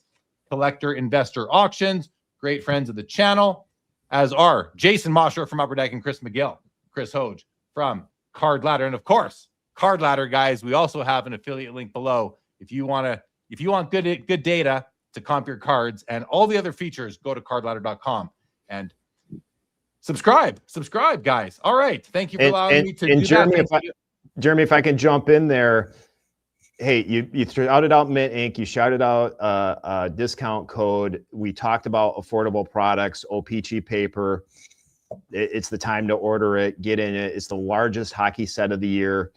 It's one of the most fun products to open, and it's very reasonably priced. So this is kind of your opportunity to go out there and get those boxes. Absolutely. Go check out our friends at Mint Ink. Guys, get 5% off at mintink.ca. Okay, good. Thank you, Jason. And okay, let's start the discussion. And we're going to talk about the 5 hobby annoyances. So first of all, thank you guys for letting me do that. It's important. It helps keep this show going. So thank you. And to the chat as well, of course. And Josh Adams has joined us in the back as well. So let's bring Josh on to join the discussion on the top 5 hobby annoyances. Jason, you good for another 20 minutes or so, let's say? Yeah, and I knew as soon as we started talking about legal stuff, like the lawyers would start popping up. So here we go. That's right. 2 of them are about to join the screen. All right, here comes Josh Adams as well. Hey. Hello, Josh. Hey, Jason. Nice to meet you. Christopher. Nice to meet you. Jeremy. Hello. Welcome. Okay, so Josh, we're going to get into the chat about top 5 hobby annoyances. And again, this goes back to a post that Jason made on his LinkedIn page just this past week. Got a lot of good engagement. I started reading it and there was just too many comments for me to read them all, Jason, but you are really becoming a thought leader on LinkedIn. And maybe becoming isn't the right word. Maybe you already are, but I'm noticing it more and more. I don't spend a lot of time on LinkedIn, but I am seeing it more and more now. And so I think it's great. But why don't you kick this off, Jay, with sort of what were and I don't know that you posted 5 of them, but you had a couple annoyances that get under your skin. Why don't you share what they are? Yeah, so let's be fair. Let's give the attribution. The 5 hobby annoyances was an article from Sports Illustrated, their collectibles division. So let's make sure we give those guys the credit for it. I added basically 2 more to the list. So Chris, you were right. 5 is probably not enough. Look, I shouted out 2 specifically. One, which I think everybody is guilty of, whether they want to admit it or not, is not giving people enough grace, especially online when they're asking questions. I think because so many people have had traumatic experiences with scammers or people asking questions for the appearance of looking like a newbie, we don't necessarily treat I would say new questions, rudimentary questions, entry-level questions with the grace that we probably should. In every chat room, every message board, every thread, there are new collectors that are coming in asking very legitimate questions because they don't know. And the amount of responses of, hey, are you stupid? How can you not know this? You just see people get really rude. And it would be nice for everybody to at least make the assumption that it's a legitimate question. Because, you know, again, if we all want to see the hobby expand and get more people collecting, if we don't assume that, you can very easily turn people away. All right. No, I think that's important because we sometimes, and I'm guilty of this myself, I think a lot of us probably are, but we see a comment and we know it. It's so ingrained in our brain that's like, we know it. We expect other people do. We are projecting our experience upon others. And really, there may just be some, in many cases, legitimate curiosity-driven questions. So I think that's an important one, Jason. And we want to grow the hobby. We want to be inclusive and welcome people. So that's a good one. Now, I know this might be catching Chris and Josh off guard here, but do either of you, if you guys want to think about it, or if you have a hobby annoyance you'd like to share, now's the time. Josh, you seem like you're chomping at the bit there. I have more than 5, but go with one. Start with 1 or 2. Well, I like what Jason said because we were all new once. We're all have to ask questions. That's how you learn, by asking. There are no stupid questions. There are no stupid questions. No, there was one not asked. There was an ESPN commercial that I always love. They said, "There's no stupid questions, only stupid people who ask questions." Correct. And they're usually Detroit Red. I'm just kidding. Shots fired. I'm just if Chad is watching, that was for him. He knows I love him. Hobby annoyance would be when someone's selling a card and they say taking offers. It's one of my biggest pet peeves. You'd rather them put a price on it. It's their card. You tell me what you want for it. That's like unpriced cards at a card show, right? Yes, it's the worst. Yeah, I'm not a fan either. Just help me save my time. Okay, that's both good ones right there. Actually, Chris, how about you? Do you have one that you'd like to share? Yeah, I'd like to do 2 very quickly. My number 1 hobby annoyance is a gentleman named Rodman Martinez. Because he picked Michael Jordan to collect way ahead of the curve, far before myself. And then he jumped right over seamlessly to Lionel Messi, well ahead of the curve yet again. So lightning strikes twice for Rodman. And I know that he's sitting down there with his feet kicked up with a glass of something and a cigar, laughing right now. So that's number 1. And the number 2, my number 2 annoyance, this is very particular to me. I don't expect this to resonate with anybody else. I hate when somebody says such and such is the best card, or it's so-and-so's best card. Not because I disagree with the idea that something can be a best card, but because what do you mean by best? What is best actually measuring? Sometimes people say best and they mean the highest grade of a particular card. That's the best one. Sometimes people mean the best card is the one that has sold for the most money. Sometimes people mean the best card is the rarest one. Sometimes they mean it's the one that looks the best in their eyes. There, I use the word best in its own definition. The one that is most beautiful to them. That is probably my top hobby annoyance. And it isn't just in the hobby. It's in sports when we say so-and-so is the best player. What does it mean to be best? Does that mean they score the most points? Does that mean they're the most efficient shooter? Is it some combination of all these things? So the word best, I try to avoid using it whenever possible. Like those. I like those a lot. And best is subjective when it comes to cards. And I think when it comes to what's the best food, what was the Beatles' best song? I mean, I don't know if that can be scientifically proven which one is the best, but there can definitely be some strong opinions. Couple for me. Then we've had some good ones from the chat. And then if anyone on the panel, Josh or Jason, wants to jump in before we go to chat, just let me know. But for me, I'll jump in when you're done here, Jeremy. Yep, definitely. So I jotted down 2 myself. One is when I watch, and I rarely watch breaking, but when I catch breaking, and sometimes I'm seeing other people just share a breaker stream because they did something else wrong, but the way they handle cards. If you're opening cards for me, don't put, especially a chrome card or an O-Pee-Chee Platinum or a Topps Chrome, don't put your finger on the face of the card. Hold them by the edges. That bothers me. And then they rush to put them in sleeves. I mean, you got to flick the sleeve so you don't catch the corner of the card. And it was actually, this goes back about, I think it was 2013 at a show in Edmonton. Charlie Stabile used to work. He was with Beckett grading for a very long time. He was the guy you'd see him at the counter. He once saw me sleeving a card. He said, "Don't you flick your corners?" I'm like, "What are you talking about?" He taught me, and now I do it every time. Your card will slide into that sleeve very nicely. You will not catch the corner. So to breakers out there, just treat the cards a bit better. Don't hold I'm trying to find a card on my desk. Don't hold a card like this. Sorry, Jay, it's a Donruss, Griffey, not an Upper Deck. And I'm going to pull it out. This is actually an autographed Griffey Donruss card. But like, don't pull the card out and do this. Don't do that. Do this.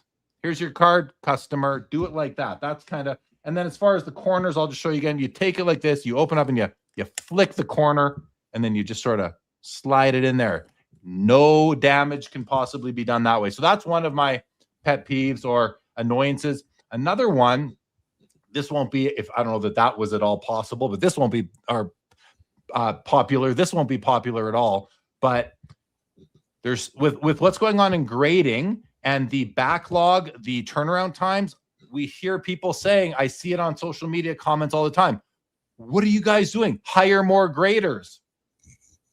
Like that is not as easy as hire more grade. And first of all, do you really just want them hiring anybody to grade your cards? So it's kind of a bit of a not a well thought out comment to just say hire more graders. Of course, they want to hire more graders. In any event, those are my two. Jason, let's go back to you. Yeah. So the other one I put up was, I'd like to see more emphasis, particularly in advertising in this industry, on collecting versus speculating in values. And look, I think we try to focus on the collecting aspect in everything we do. I think we can be more vocal. One of the interesting things that I think we have to do a better job of is really promoting our bounty program. And it's not the bounty that everybody thinks of when they hear the word bounty. We have several sets that we put out during the course of the year that have cards that have codes on the back. And if you complete a set of those cards that have the codes on the back, you get essentially an achievement card for free that gets mailed to you. And sometimes they're full sets, sometimes they're individual cards, but it's basically a reward for completing a set and being a collector. We have the same type of thing on e-pack. So whether you buy physical packs of cards at your local card shop and you want to put together a set and be rewarded for it, we have the Upper Deck Bounty program on the Upper Deck Bounty site. A lot of people don't know about that program. And it's really disappointing. I hear people say all the time, God, the manufacturers should create a reward system for completing sets. It exists. It's Upper Deck Bounty, and it's actually in O-Pee-Chee that just released. It'll be in SP Authentic. It's in Goodwin. It's in a variety of sets. Artifacts has a set as well. You actually get rewarded for being a collector, which is one of the most satisfying things I think we can do in this industry. And, look, values, speculating, it's part of the industry, but we don't need to give it as much airtime as it does. A lot of us just want to collect and be recognized for being collectors, right? And be proud of being collectors and not having to flip a card and brag about the $1,000 card that we just hit out of a pack. Right on, Jason. No, what I like that what you just went through was a topic that we had that I was going to let fall to the cutting room floor because time was getting on, but I'm glad that you worked it in. Now I can check all the points off the agenda here. So that's great. Josh or Chris, back to you with any follow-up. And if not, we'll go to comments, but no, you're good. Josh, Chris, anything? No? Okay. I'll do a few comments here, guys. Ben Diamond Collect says, once I quit Instagram, nothing about the hobby annoys me. It's toxic and full of negativity and flexing. He's not wrong, guys. He is not wrong about that. But that comes down to, I think, you can quit it or you can curate it. And curating my Instagram feed is work. It really is. Sylvan Lashwine says, Upper Deck fixed a big hobby annoyance in the last few years, which is naming the parallel on the back. That is huge. Good call out, Sylvan, and good job, Upper Deck. Ron Fig says, condescending collectors, no way, not this hobby. Stuke says, people telling me my card is fake because it is not PSA graded. Yeah, that's a tough one, Stukes. And you're an old school collector, so you're gonna come up against that, especially if you don't have graded cards.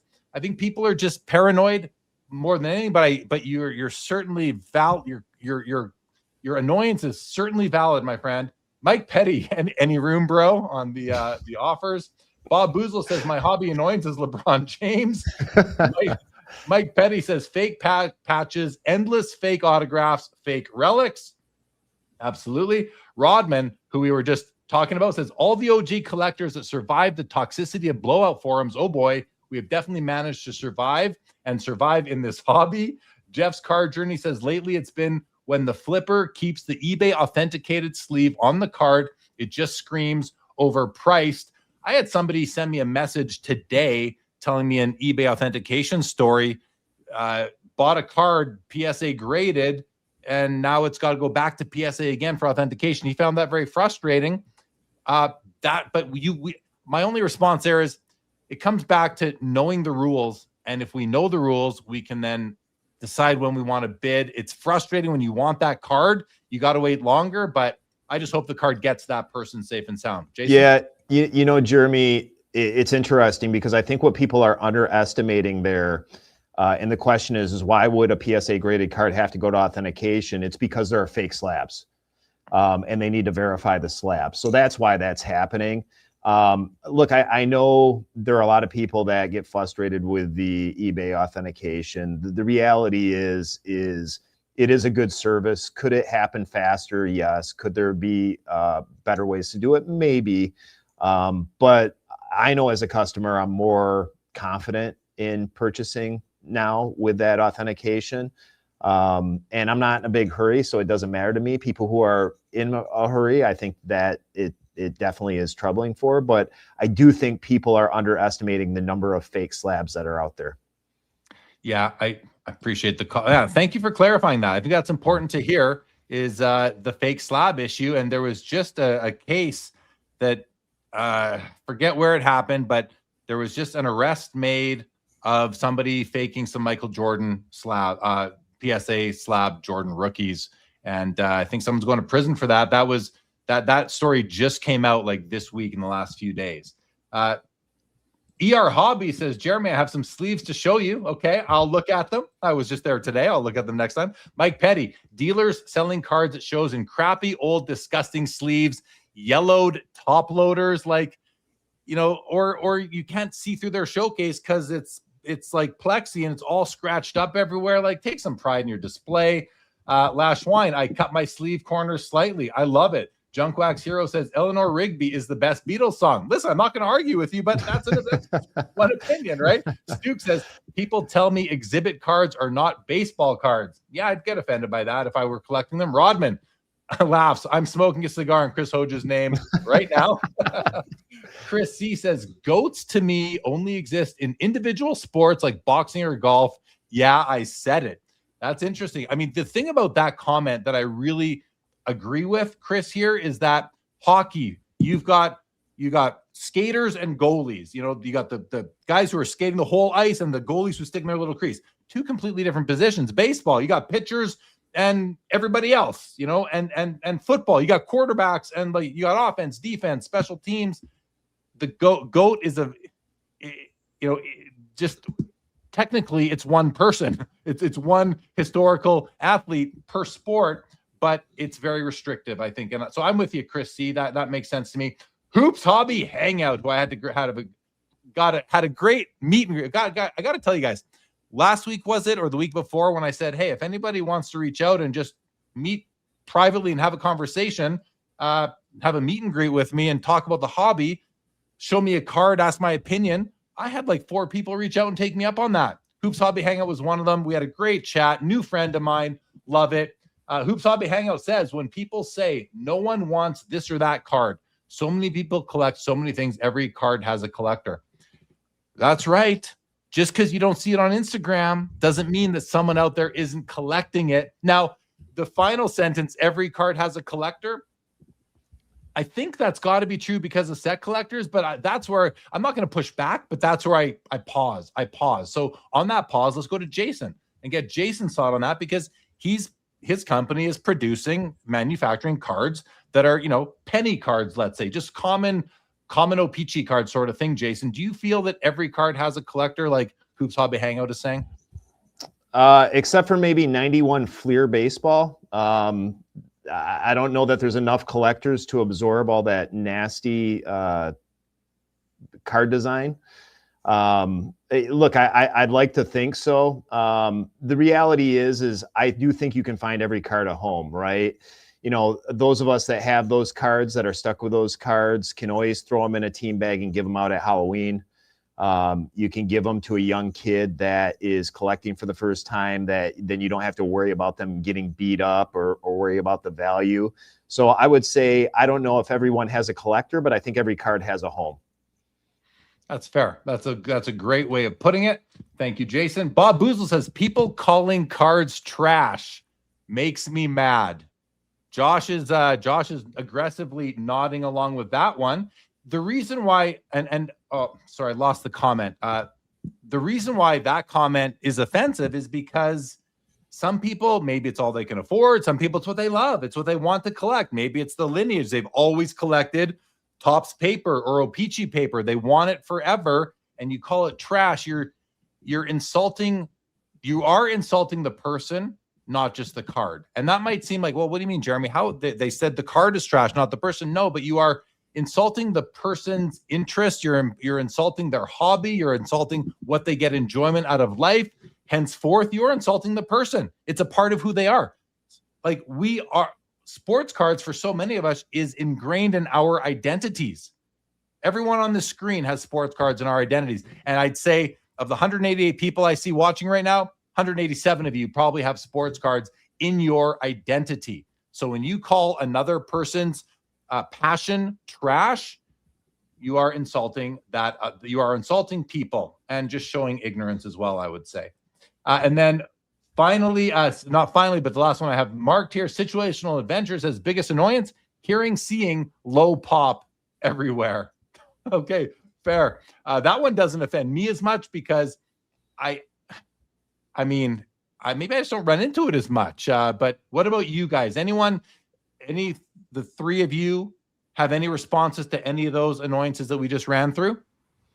Josh, please. Yeah, the trash one, we know someone that says that often. It is annoying because you're right, it is insulting. It's like, I like this card. I found it significant enough for me to buy, and that's it's an insult to you, and I don't like it. And I agree, it is a big hobby annoyance. You could even say sports cards is a lifestyle. You could. Some might actually say that. Absolutely. How about you, Chris? Any takeaway from any of these things you just heard? Or I really like to add. Really liked Hobby Hangouts observation about it can get grating when it's just like nobody collects so and so, or nobody collects this parallel or this player, but I think the reason why it can be irritating, it's not because it's true or false. But I think we just had a nice discussion about the fact that it's probably almost always false. The reason why I think it's irritating is because of the seeming ulterior motive of the speaker, which is that they're trying to sort of drive you away from some other thing and ultimately steer you into the thing that they like. That's why that comment, I think, we sort of subtly, we subconsciously detest it, because we can sort of sense that there's a hint of a puppeteer trying to move us away from one thing, trying to tell us what to do. Nobody collects this. Don't look over there. Come look over here instead. This is where everything's at. Yeah. I'm with you. It's just not a great way to be. Really quick, Hoops Hobby Hangout says, appreciate the kind words, Jeremy. Had a blast. Yes, Joey. This is Joey, guys. Great guy in the hobby, and they have a YouTube channel, as you can see. Hoops Hobby Hangout. There's 4. I saw 5 of them today getting together, doing live streams, talking about, and they talk about hoops. It's all about basketball cards. Check that channel out, guys. Give them a little bit of attention if you're interested in that content. Sundine564 says 89 O-Pee-Chee is very ugly. I mean, it's not my favorite, but that Joe Sakic rookie card is a great card out of there. Jason, you're nodding along. What are some of your least favorite designs that you've seen? And maybe I don't know if I'm not going to ask you to identify your least favorite design from a product that you've been at the helm for, unless you want to. but maybe are there any that you kind of wish you never did or were never approved down the line, anything like that? I mean, look, I think it's hard. I would say historically, I definitely have some ones that I detest to this day. I think, the problem is that designs, much like our beauties in the eye of the beholder. So just, there are ones that I really do not like, but other people love. I'll give you an example. I think one of the most divisive, and I don't think most people will admit it, is 87 Topps baseball. I had stacks and stacks of those as a kid. I think it is one of the ugliest designs ever. People have a lot of nostalgia about it because they grew up with it. The reality is the design is gross.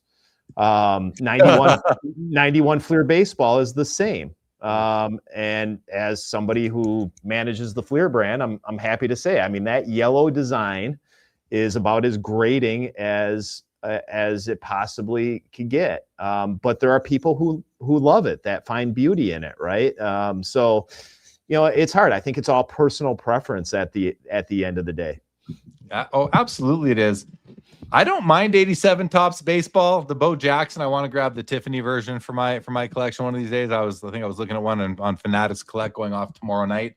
But the 91 Fleer, and then is it 90 Donruss or 91 Donruss? The red with the script across for the player's name across the top is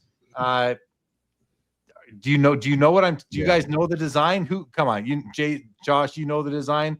There were error cards that some had the star and some didn't have the star on them, and I think so. Yeah. I'm just bringing it up here this one here. This design to me is up there with the 91 Fleer baseball as just among the worst designs ever. I could never get behind this design. Josh? There's a reverse negative on one of those cards. Like the guy's backwards, like the shortstop is inverted. I think it's Gary Sheffield. I don't know who it is though. Or Juan Gonzalez. Now I'm gonna check it out. Now it's gonna bug me. Well, and look, I don't like the first Pro Set hockey design. I've always not been a huge fan. Like I have it, like the first Skybox card, which I know is going to be heresy probably to Hoj here. I didn't love that one, or the first Hoops card were kind of rough to me.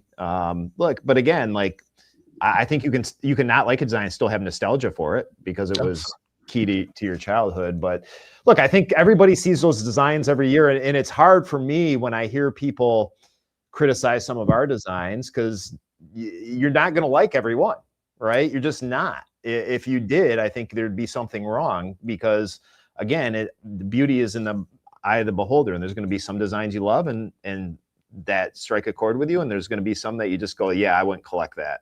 Like, I want no piece of it. Right. Yeah, absolutely.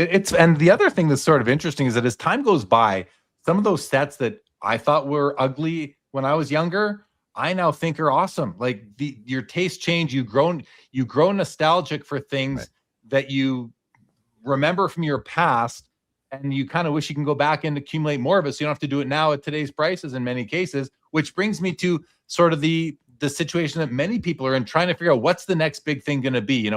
There's so many options nowadays, even with your product, Jason, Upper Deck, O-Pee-Chee Platinum, which is kind of like for the non-hockey guys, it's sort of like a Prism product or a Topps Chrome product where there's a lot. It's the parallel laden product where you can get all the different colored parallels. And then the question becomes like, which ones are going to stand the test of time? The same thing could be said for the various inserts. Metal Universe comes out with great inserts every year. Fleer Ultra from you guys, great inserts every year. There's lots of them. Which ones are going to stand up over time? I don't know. And I think a lot of people are trying to figure that out and get ahead of the curve. And that's a bit of a game that people are playing right now. It's almost like prospecting. You can prospect on a player. You can also prospect on an insert or a parallel. And now parallels are going to often come down to numbering. So that's a big factor to take into account. Inserts, in many cases, the same thing. But if you were to take all the inserts that are numbered out of 100 or all the parallels across products that are numbered out of 100 or 50, whatever, which ones are going to stand the test of time? And I wonder how much of that really comes down to the brand equity and the lineage of the product going back in time. I know Chris has done a lot of work on that in his Michael Jordan 101 analyses that he's been doing. But Jason, any thoughts on that line of thinking there? Well, and I'm sure Josh and Chris will have some thoughts on it too. I think, generally speaking, it's impossible to predict.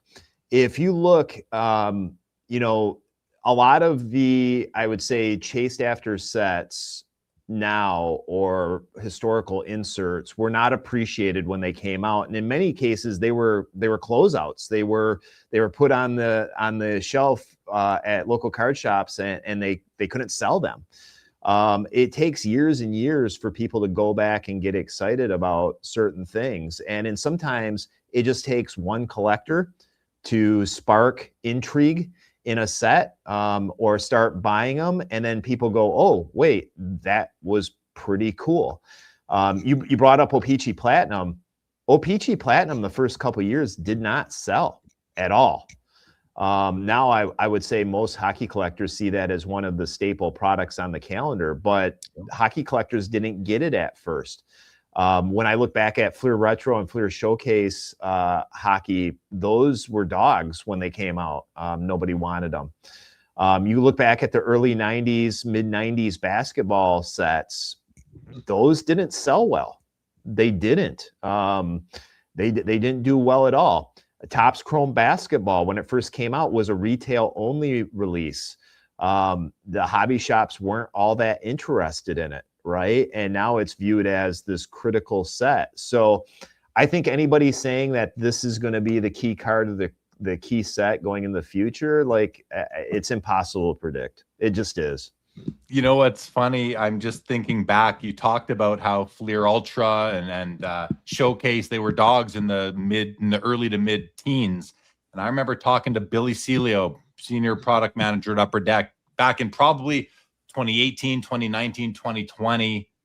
And yeah, it was before the first reincarnation of Metal Universe came out. I remember talking to him and saying, Billy, you got to talk to the bosses. You got to start putting out more Fleer products. The hobby is hungry for Fleer. He's like, nah, they don't want it. Sales says it doesn't sell. They have this bad taste in their mouth from a few years ago.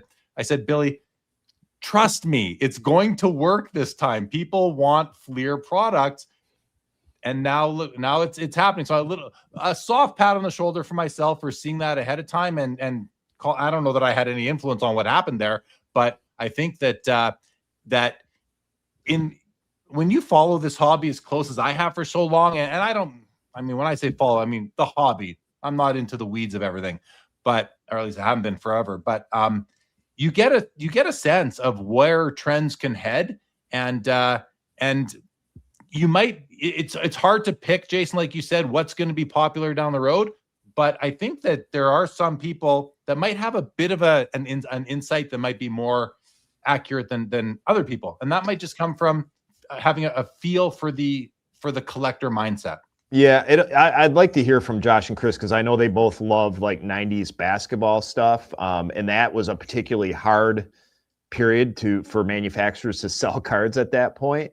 But what I'll say, Jeremy, and you and I have talked about this, while you were saying that, I sat in meetings with our key customers, and they explicitly said, don't ever put out another Fleer product again, right? At that time, like, nobody wants it, particularly in hockey. Nobody will ever buy a Fleer Skybox product. Stop it. Don't come out with any more. So while you were telling our team to put out stuff, our customers who actually order the product were saying, we won't order it if you make it. They did not know that. And now what's going on? Now, how many Fleer Skybox? Yeah, but I mean, in their defense, I mean, again, you go back to Fleer Retro, Grant and I and the team would sit around and we watch Gretzky PMGs selling for $100 going, I don't understand. And again, in retrospect, Grant and I should have went and bought every one of those off of eBay, because we understood that hockey collectors were missing the boat at that point. Again, this talks about this opportunity in hockey versus the other sports. A lot of these cards were extremely undervalued, and we knew it, but the collectors just didn't appreciate it at the time, right? And that happens. Yeah. When I was making those comments to Billy, that's probably around the same time that I went on a buying binge of those cards, because I felt it coming, and I bought a Wayne Gretzky 2012 Fleer Ultra, Fleer Retro, PMG Green for $900 Canadian, $900 or $1,100 Canadian. now that card is worth close to six figures. Yeah. I once turned down an offer well into the six figures, which I regret turning that down now, but at least I still have the card. I could have rebought and had a bunch of money in my pocket. But anyway, yeah, you just don't know how things are going to change, and what might be a dog today may not be a dog down the road. And that's kind of the whole point of this. Yeah. But let's hear.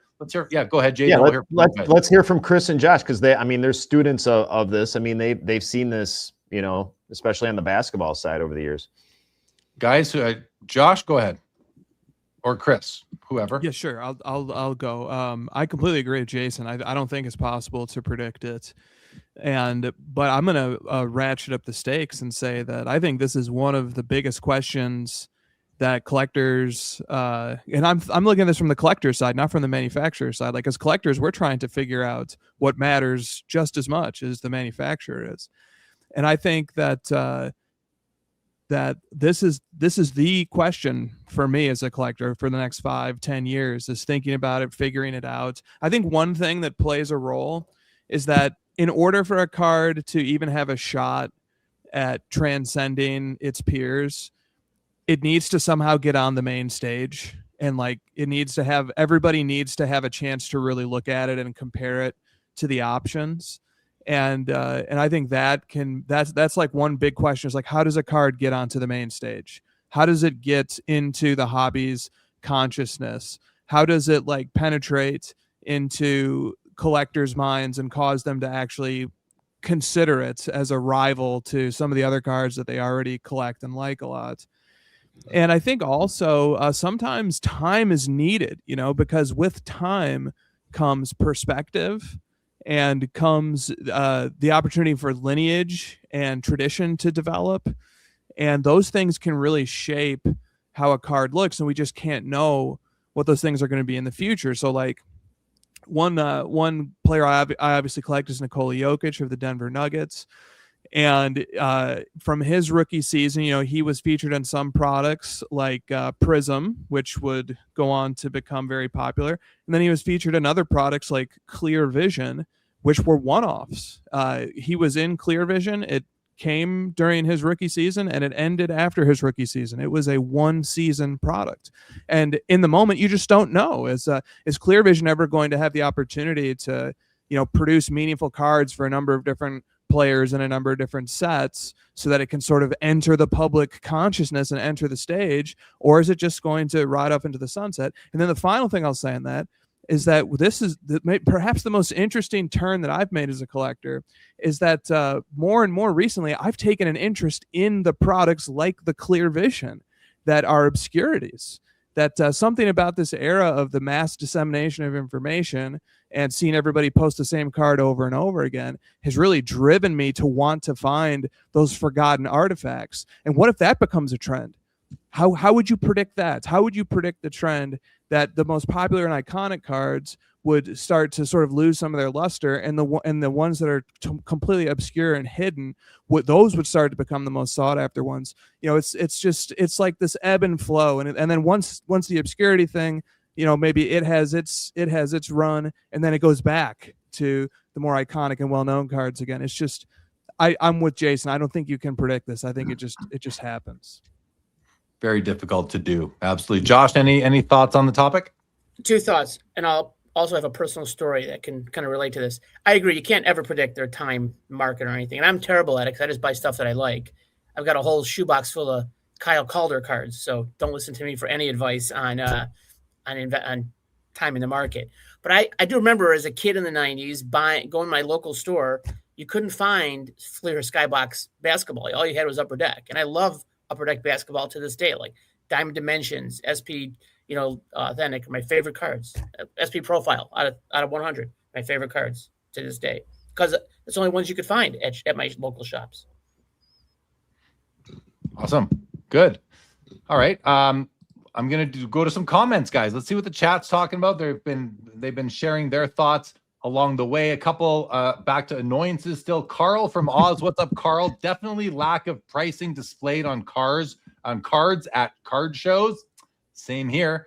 But I just, for the most part, walk by. Unless there's something I really want, I might ask the question. Otherwise, I just keep on going. Key Killer says, putting rookie card logo on inserts drives me crazy. Jason, you had a response to that. What are you thinking about that? Does it belong or not? I don't love it. I think the collectors are split on it. I think some people like them because it signifies, hey, it's a rookie year card per se. There are other people that don't like it. I personally don't like it, but I don't know that there's a consensus on that one.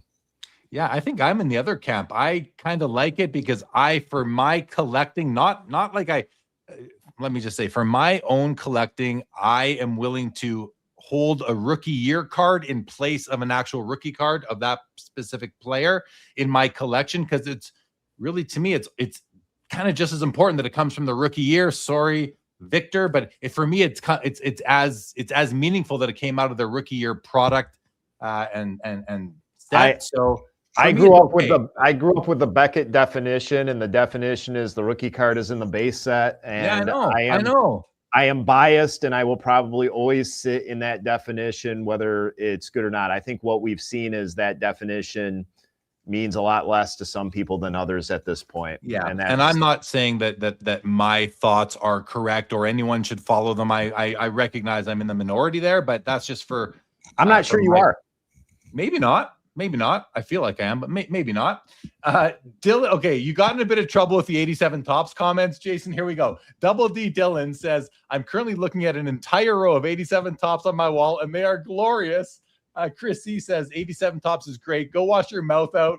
He says, I'm now canceling my Upper Deck hockey order. Mr. Manos says, what I find annoying is when other men put their hand on my shoulder and say, yeah, I used to collect when I was 12. Like it's childish being a collector.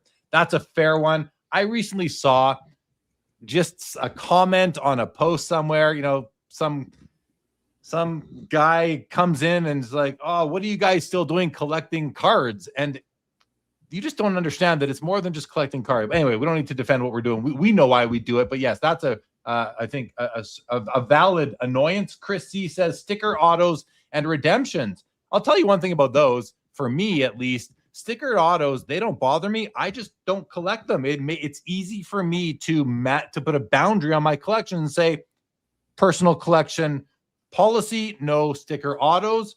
I just don't have to look at them anymore. It makes it easier. As for redemptions, I think, Jason, redemptions have been reduced quite substantially as of late. Is that right? I mean, they have for us, like the cup that just came out had one singular redemption, which was the Macklin Celebrini Shield autograph that just didn't come in time. We've reduced the number of redemptions over the last half dozen years significantly. We haven't had a redemption problem in a while. I can't speak to the other manufacturers. Okay, no, fair. Yeah, appreciate that. And I kind of was thinking more on the Upper Deck side. To me, I don't see it or hear about it nearly as much as I used to. Absolutely. Very rare. Carl from Oz, the one set I particularly dislike is the one where the player is framed within a TV cabinet. I think we're talking about, like, we have 66 Topps hockey, but 55 Bowman baseball, I believe. Is that right, Josh? Yeah, 55 Bowman baseball. I think there's a Topps football set as well in the 60s. I can picture the Joe Namath card. It's hard for me to say anything poor about the Bobby Orr rookie card, so I won't. Instead, I'll say that I prefer his second-year card aesthetically to the rookie card. But I hear where Carl's coming from on that. Kinger says Crosby Ovechkin Fleer Ultra 2005 Platinum out of 25 are amazing rookie cards. Yeah, those are amazing. Sylvan says, I think some of the newer post-COVID Upper Deck parallels will age well. I particularly like the bootlegs and the holotypes. Is the holotypes the one that's a living set? Jason, yeah. Is that? Yeah, that's the one, right? Yeah, those are always cool. And Mike Zier says, Jason, American here. Mike Zier has been on the show, by the way. American here who collects Upper Deck CFL cards. Tell that team this year's set was very well done. Thank you very much. That's nice, Mike. Is CFL a license that's going to continue, Jason, for the foreseeable future? Yeah, we like the legacy of having an Upper Deck set there year on year. It's interesting. I'm waiting for the renaissance of the CFL. again, I told the story recently of, being somebody who grew up in Michigan. I didn't really know what CFL cards were until Rocket Ishmael decided to go to the Argonauts, and then everybody wanted their hands on them. I'm waiting for that next big football star to go there and draw interest. That would be good for the product for sure. Yeah. Josh and Chris, anything else? Okay. So I'll make sure I don't see anything there. Bob Boozle says Jason can't speak for other manufacturers and they won't speak for themselves. Dan's Vintage says 1955 Bowman is divisive in the vintage baseball community, but Brad's Vintage says it's my favorite set. And he also says my hobby pet peeve is anyone criticizing how someone collects. I think that's a very fair annoyance and hobby pet peeve is to we can express and communicate our tastes and preferences, but criticizing how someone else collects, I think we touched on this a bit earlier when we talked. It's almost like calling certain cards trash or brands or whatever. It's just, I think it's just not a very nice thing to do. Simple as that. Okay, Bob Boozle. I want to criticize Brad, but I don't want to peeve him. Fair enough. Okay. All right. I'm at the end of sort of my list of things that I had with Jason. We've gone through the comments, at least the ones that I've seen. I know I missed a lot of comments, guys, in the chat, so thank you for all of those. I'm now going to turn it to Josh and Chris to see if either of you, I know Chris always has a backlog of topics. Josh, you're ready to jump in with something. I actually have a question for Jason about an Upper Deck product, if that's okay. Oof. Okay, I'll try to answer. I don't know if I have the answers for you. Trust me, it's not a gotcha, I promise you. Will Oliver Moore have a future wash auto in any Upper Deck product coming out soon? He plays for the Blackhawks. No idea. Thank you. No problem. All right. That's all I wanted to know. Is that's a prospect for the Chicago Blackhawks? He's on the club right now. He has like 5 goals and like 7 assists. He's very good. I don't want to be hyperbole. He's the next McKinnon. All right. Oh wow. Okay, I'll have to pay more attention. He's very fast. I like him a lot. Part of it depends on when he debuted, on whether he's going to be in this year's product or he would roll over to be another in next year's product. And then obviously whether we have an autograph deal with him or not. Gotcha. And honestly, I'm not close enough to the checklist to know for sure. I wish I had an answer for you. Thank you. No, that's cool. He came up in October. So, all right, thanks. That helps a lot. Then October, he should be good to go, I would think. Okay. All right. Because that checklist goes pretty deep. Great. Awesome. All right. Chris, how about you? You got a topic in mind that you were thinking about introducing tonight? One that was inspired as I was listening to the first part of the show, which is this. So it was very captivating when Jason said he gets a ton of anxiety about the player appearances because life happens. Sometimes the players don't show up. You have a line of people potentially at the shop. Who do they blame? It can be a real mess. I can completely understand the anxiety there. My question for all of us, Jason's given his, but if he wants to give another one, he can too. What is your biggest source, your single biggest source of anxiety as a member of this hobby? It can be as a content creator. It can be as a collector. It can be as a stakeholder in a business or an operator. What is your biggest source of anxiety? I wish I knew this one was coming. I would have thought about it more personally. I know. I've had an hour to think about it, and I still have nothing. So, oh yeah, I'll try though. I'll give it a try. Source of anxiety. Yeah, man. I'm trying to think what makes me anxious when I am like, you got to think about how do you hobby as well. What does it mean to do the hobby? Is it opening packs? Is it sorting your cards, selling cards, buying cards? I guess one for me, when if there's a card I really want and let's say it's selling on eBay and I'm going to place a bid I'm going to snipe it at the very end. Like I place my bid, I manually snipe and I put my bid in with like 2 seconds left in 90% of my eBay bidding cases. So the anxiety is in that last 10 seconds. First of all, as I'm holding my phone and I'm about to hit that bid button with 2 seconds left, is my phone going to ring and I'm going to lose the screen? I get anxiety from that, but also, is my snipe bid going to be high enough such that I'm going to actually get the card? That's another anxiety that I have, but it's not that bad because I'm comfortable in almost every case that the snipe amount that I'm going to bid is my maximum.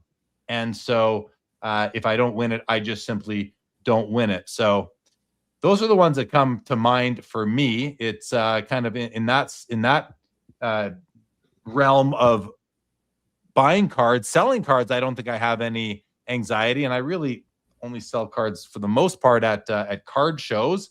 And then there's sorting cards. I could say I don't ever want to drop a card by mistake, especially a very valuable one or one that I just really love. I know people have done that. Yeah, those are what come to mind for me. Josh, you got anything? I have enough anxiety in my everyday life. I try not to. I have the hobby as a source of a way to escape that anxiety. So I just kind of take it as it comes. If I lose a card, I lose a card. If I win one, it's even better. I try to be low key. Doesn't always work. I got a good one for you. Accidentally putting in a mega bid on eBay and then asking eBay to retract it and being nervous that they're not going to retract the bid. So you add an extra digit by mistake? Yeah. So it sounds like you've had this happen. Yeah. And then you're scared that somebody's going to show you up to that mega bid and you're going to get stuck with that card for way too much. Definitely something that I've put someone else through that before. I know where I've put in a mega bid on a card that should sell for $200, and I bid $1,111.11, and I was outbid to $1,126, and I'm sure that person was very upset with me. But hey, you put in the bid. Yeah. But if we would have accidentally added a zero to that. Ooh, okay, yeah, that can be. How'd that turn out for you? I've had it happen to me a couple times because I wasn't paying attention, and I immediately went in and asked eBay to retract the bid, and they were able to do it. But yeah, and then I didn't want to be the guy that said, "Hey, my dog put in the bid for me. Please cancel my bid." Right? Like we've seen all those stories. Yeah, for sure. Oh yeah, with those, there's no shortage of those stories for sure. Hoj, are you still thinking about one? Or because we got some, I can go to the comments if you want. Some people have shared there, but if you have yours ready to go, love to hear it. No, I'd love to hear from the comments. I mean, I just have this generic ones, so. All right. So so first of all, Rodman said, Jeremy, I tried to stay away from sticker autos for so long, but if you get into newer players and products, it's just inevitable for you to cave in. If it's the only option, Rodman, and your love is what you want to collect only comes that way, then, I'd probably make an exception for myself. Chris C says, hey, Jeremy, yeah. Where you see opportunities in sticker autos is sometimes there becomes a huge price delta on particular players between the sticker and the hard sign where you almost can't pass on the sticker autos of some of the players. So I would say, even if you're somebody who's really into hard sign autos, sometimes the premium becomes so big that you have opportunities to get into sticker autos at a really, really good price. Seen that a lot. It could be opportunity. I hear what you're saying for sure. Okay. Chris C says, the hobby eases my anxiety. It's cathartic. Yeah. I mean, I kind of feel the same way about that too. Molico may be waiting for a grade to pop. Sure. Also says, cards give me joy, no anxiety. Yankees fan, when a card gets lost with the postal service. Mr. Manos, my biggest anxiety is this all dies out due to being mistreated by those who have no love for the hobby. You know what? I think that's a reasonable, you're all nodding along. Yeah. I don't want to say it can't die out because we've seen it happen before, but I still think that it's not going to die out completely. Maybe values come down. Maybe all of our card collections come down in value by, whatever percent. But according to the hobby spectrum, 60% of people fall to the left of center, mostly purist, nostalgic precisionists. So you guys don't care anyway. And I'm in there. We don't really care anyway, but yeah, it's legit. It's a legitimate concern. I just don't think that's going to happen. I think the hobby's always going to be around. The valuations will cycle though. Dan's Vintage says, I have anxiety every morning checking my collection value update on card ladder. Thanks, Chris. I mean, I remember after the COVID bump, and then used to be a lot more anxiety around Oh. 2023, 2024. Yeah, 20 every day it was red for like 23. I mean, I saw my card ladder collection value go just crater, you know? Yeah, I think we all did. Carvin in the chat says, after creating a set or brand, will collectors understand the reason why I created a type of card for them? For example, dinosaurs, T-Rex tooth in Champs Hockey, reflections, mirror image with sale, player, both side. Yeah, it's people can't read your mind if you're not. That's one thing too. It's like, I know that when a card company is creating a brand, they prepare a brief. I believe that Jason, whether it's the brand manager or the boss of the brand manager, I believe like a Grand Sandground type of person, or you, a president, have to review the brief and decide, do these briefs from what you've seen, at least at Upper Deck, Jason, do these briefs explain sort of the motivation and like maybe the non-business reasons? Like, okay, hey, product managers, we need a new product to slide into this price category, this configuration. Okay, I get that. But what about like, okay, now that the brand manager has the assignment, now they get to be creative in their own brain and come up with reasons and like, you know, actual, I don't know how to say it, but, you know, passion maybe into a product. Do the briefs ever contain the information as to what really motivated the brand manager to create a product or a design sort of thing? Because if they did, that would be interesting to the public, learning more about the artist behind the product and what motivated them to create something. Yeah, no, look, when a product manager makes a product, every single design, size of checklist is all very well thought out. And many times they don't get a chance to convey that. You know, we actually, our product managers spend a fair amount of time on podcasts these days talking about it more than they ever have before. So I think more of that information is getting out.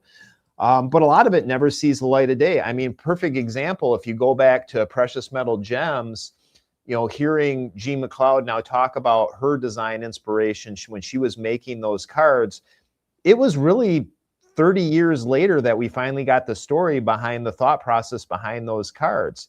That stuff was never talked about for years and years. We've let our product managers be a little more vocal and describe it, but even then you can't get into every single insert, every single base set, why they gave the direction, why the designer picked that design, or, you know, did a brush stroke a certain way. None of that stuff really sees the light of day in a lot of cases. And it is unfortunate because every piece of a set is very intentional. And I don't think people understand the work and the thought process that goes behind it. And some things land and some things don't. Absolutely. Absolutely. And with more and more like inserts coming out in products nowadays and more parallels coming out, they have to be named. You know, you run out of colors, so you go to animals. You run out of animals, you go to gemstones. And in some cases, you go to fast food menu items. We saw the taco fractor, which I thought was funny. You got cherry blossom things going. You got all sorts. How important is gold to the hobby? The gold seismics, the golden treasures, the super fractors. Jason, is gold as important as I think it is in the development of brands and the various levels within them? Well, I think there's two things. Obviously, as a society, we value just gold very high. I mean, if you look at right now, the price of gold, it's insane. Has gone up tremendously, but gold in and of itself is valued in general. And then there are certain cultures that value the color of gold above all things. And I think one of the things that has really helped that, and one of the reasons we have a lot of excitement around gold, is the Asian culture gravitates towards that color as well. So it has become a symbol of specific valuable inserts and parallels, and it has become I would say a mainstay in the industry for a lot of key cards. I mean, Gold Outburst, 1 of 1 is a key piece. The Golden Treasures, obviously, the Super Fractor, they all are that gold color, and I don't think it's an accident. The gold vinyls. I know there's a few others throughout the and there's more in the history of the. It's not like gold is a new thing. Like gold parallels and versions of cards. This is not new to the hobby. They've been coming out since the 90s with Electric Diamond had a silver and a gold version of it way back in the day. Yeah. Okay. Okay. Hold on a second. I just want to. Okay. First of all, before I do comments, Chris, you had a generic sort of. I wonder if you're laughing at the same comment I am, Chris. I love that comment. Yeah. What was you said you had a sort of a generic one there. Yeah, well, there was a few that I thought maybe the comments would get to, but didn't, which is just like, traveling to or from a card show with a card can be a little bit anxiety inducing. So, maybe I'm just having trauma from Atlantic City, but that was or, like a mile. Or reading about the shipment to the Best Western. Oh, exactly. And then that's the other one is like shipping a card, like I've never, knock on wood, I've never had a problem to or from me, but it certainly obviously can happen to anybody. So that's another one is just sort of shipping and transporting cards is one. And I love the bidding one is just so good because, I will, even if like I'm totally calm for the whole day, if there's a card that I really want in an auction that night, I will get nervous because I'm like, wait, how does the extended bidding window work again? When do I need to make sure I get my bid in? And I'll start panicking. So that happens too. Well, you want it so bad, it's a reasonable concern to have. Absolutely. We want these cards so badly. None of us really know why we do, but we do. David Chase said, this is similar to your comment just now, Chris, on a card at a card show, but I've had anxiety carrying a large amount of cash and cards at the National. Yep. Absolutely. Or anywhere. Well, anywhere where people know you might have them. Absolutely. Rodman has a question for Jason. Are there any plans to get Messi to sign for Upper Deck? Well, we did an Upper Deck authenticated signing years ago. I think we have a handful of items left. We haven't had any discussions on the card side recently. I'd love to have Messi back in product again for sure. Rodman Martinez says valuations get you anxious. So, yeah, especially if you follow them certain places. Chris C, if we look at our collection as not solely based on value, then we will enjoy it way more. Absolutely, Chris C. Absolutely. Mick Cornett says anxiety is bidding on a card and remembering I already have that card. It just happened to me the other day at my local LCS. I bought a card out of one of their team bins. I get home like, oh, I already have this one. I forgot to scan it and put it in my depository there. David Cooey says, I get anxiety hearing people argue who should and should not be in the Hall of Fame. That's a good one. The other one is, who's the GOAT? The whole LeBron MJ debate is it's like, doesn't matter anymore. The Hobby with Cage says, I get anxiety thinking about the National being in Detroit. That's the one that had, is that the one that had you laughing, Chris? Yeah, me. Or was it the next one for you? Might be the next one for you. It's pretty good too. That is anxiety inducing though. Like, Oh, hey, we have a Michigander right here. What do you okay, Jason? Set us straight. I'm really looking forward to Detroit, to be honest. I don't know the facility they have there, but look, it's a city that has gone through a heck of a transformation as somebody that goes to Detroit on a fairly regular basis. Dan Gilbert has done a really solid job of revitalizing that area, downtown Detroit. And it's a hub with relatively decent airfare to get into, which I'm excited about. I'm excited. I think that's a better choice than Cleveland or Atlantic City or even Atlanta. I'm excited to see what could be there. Again, I don't know where the facility is. I'm crossing my fingers. I think I know where it is, but I'm anxious for that. I'm also looking forward to Detroit. And I think part of it for me is that it's really easy to get to, especially from Toronto. It's like probably just I don't know how long that flight is, but it can't be more than an hour. I'm guessing. Someone correct me if I'm wrong. It's an hour. From Toronto to Detroit. It's that quick, right? Like yeah. So I think you'll see, for better or for worse, but you're going to see a lot of Canadians at the Detroit show that you might not be seeing at Chicago, Atlantic City. Well, and that's why I'm anxious, Jeremy. I think a lot of people also, especially if they're relatively new to the hobby, weren't around for Gibraltar. Gibraltar was one of the legacy massive card shows in the industry that was on the south side of Detroit. And for years and years, it was one of the biggest, if not the biggest card show in the industry. And it did very well. Good to hear. Yeah, I'm looking forward to it. I think it's a interesting place to have it. And haven't been back to Michigan. I don't think I've been back to Michigan since I was 6 years old. So here we go. Jeff Wills, here's the other one that had me laughing a bit. Jeff Wills says, Belichick being denied the Hall of Fame for dating a hot young chick gives me anxiety. I will be denied a promotion when I turn 70. Joseph says oh, never mind that. Sorry. Jeff, we're not a religious live stream here. Jeff McMahon says the facility in Detroit is great. And Poe Jack says downtown Detroit is great as well. Okay. So that's Mollico says Cage gives influencers anxiety. And Chris C says Chris might be worried that Isaiah Thomas will make sure there are no Jordans at the show in Detroit. He met all the requirements. What's that? That's what Isaiah Thomas said. He met all the requirements for the Team USA, but Jordan wouldn't let him on. Jordan wouldn't let him on. There you go. All right.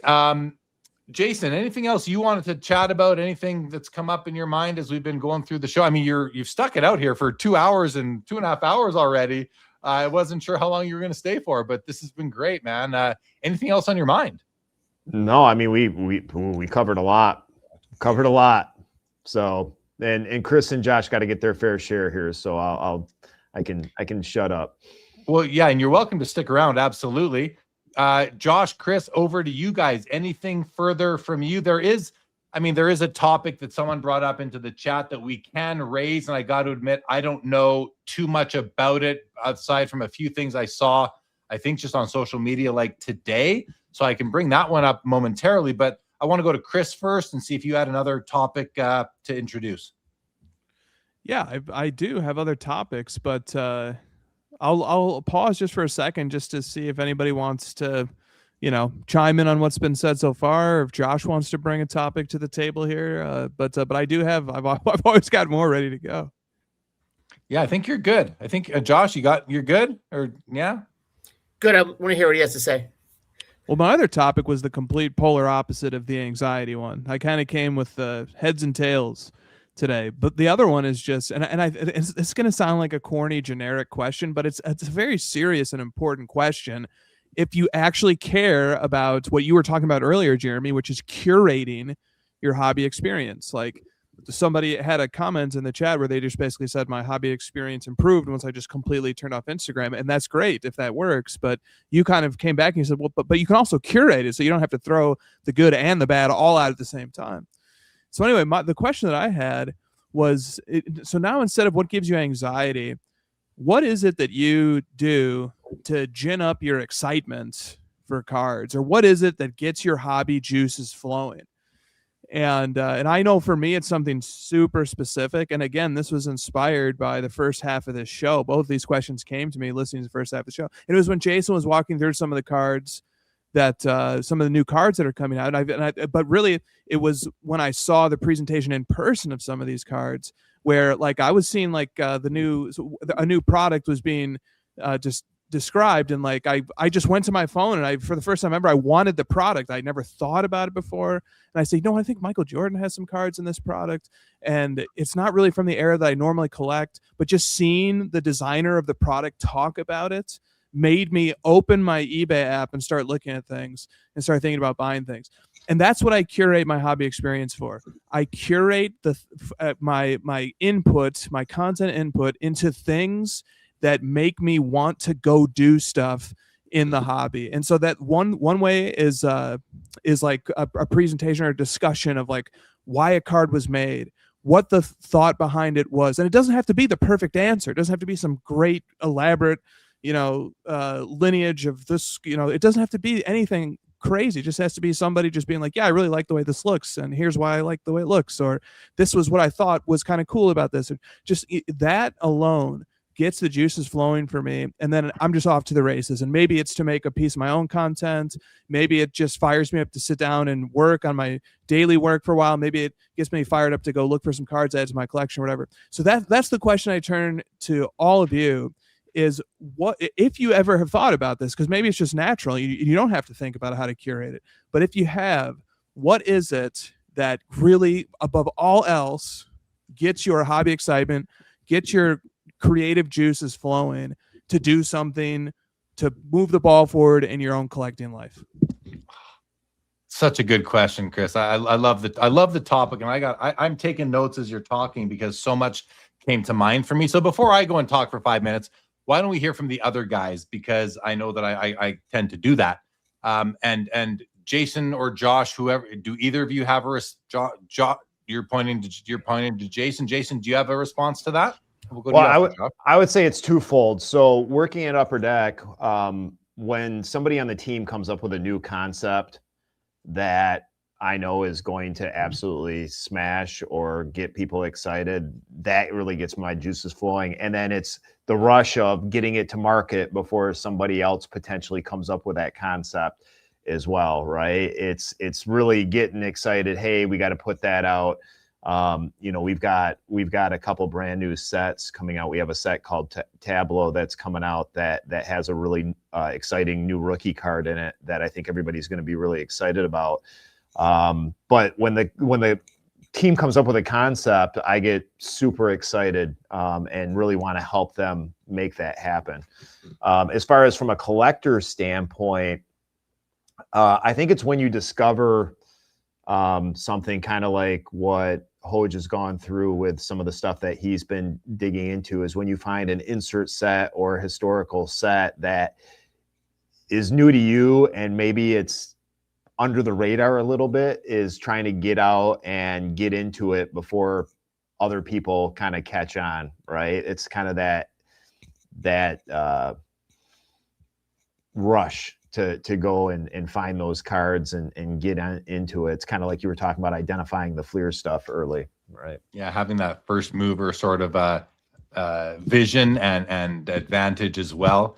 Yeah, you stole one of mine. I'll get to it. I'll get to it in a minute. Let's go to Josh. What gets the juices flowing, buddy? For me, it's the hunt, the chase. If I'm building a set or I'm looking to collect player cards, it's trying to track down that card, or see it pop up on Instagram or social media, but going to shows looking for it, asking people to look for them for you. You're going through your network. And then when it finally pops up, to me, that's the best. Like, it's the thrill of the hunt and trying to chase down that hard to find card. Yeah. So, okay. Thanks, Josh, Jason. So Chris, to your question. So when I was doing I had this, I'll call it a meet and greet, sit down with Joey from Hoops Hobby Hangout just a few days ago, I think 3 days ago. I think at the end of our discussion, I raised a question. It's sort of similar, Chris, and I think it relates, and it's even maybe a bit deeper. So let me just present this. It was really like, when we collect cards, we own them. What is the source of our joy or happiness that owning cards brings us? Is it knowing in our mind that we have these cards sitting in a box or a binder somewhere? Is it just knowing we own them? Is that what gives us gratification?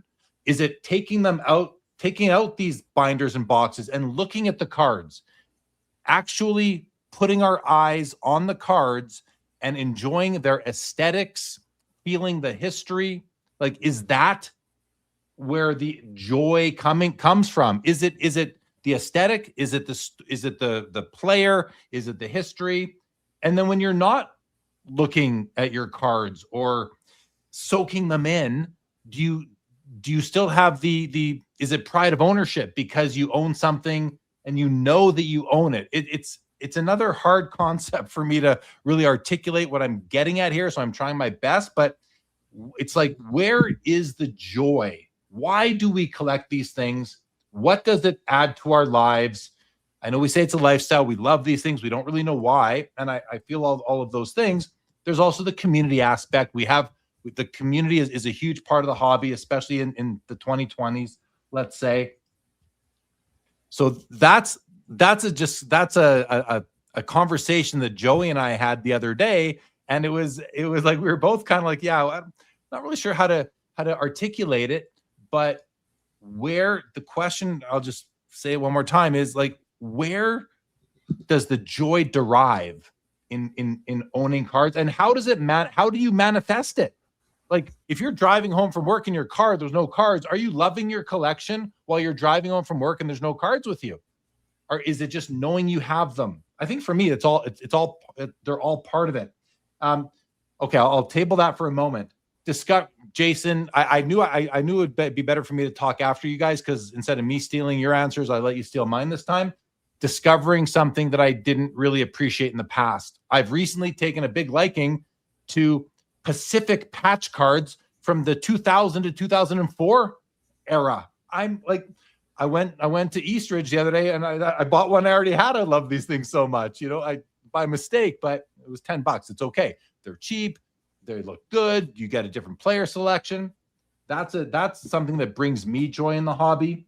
And then discovery, more discovery. ComC is, I think, the best platform for finding a card you like.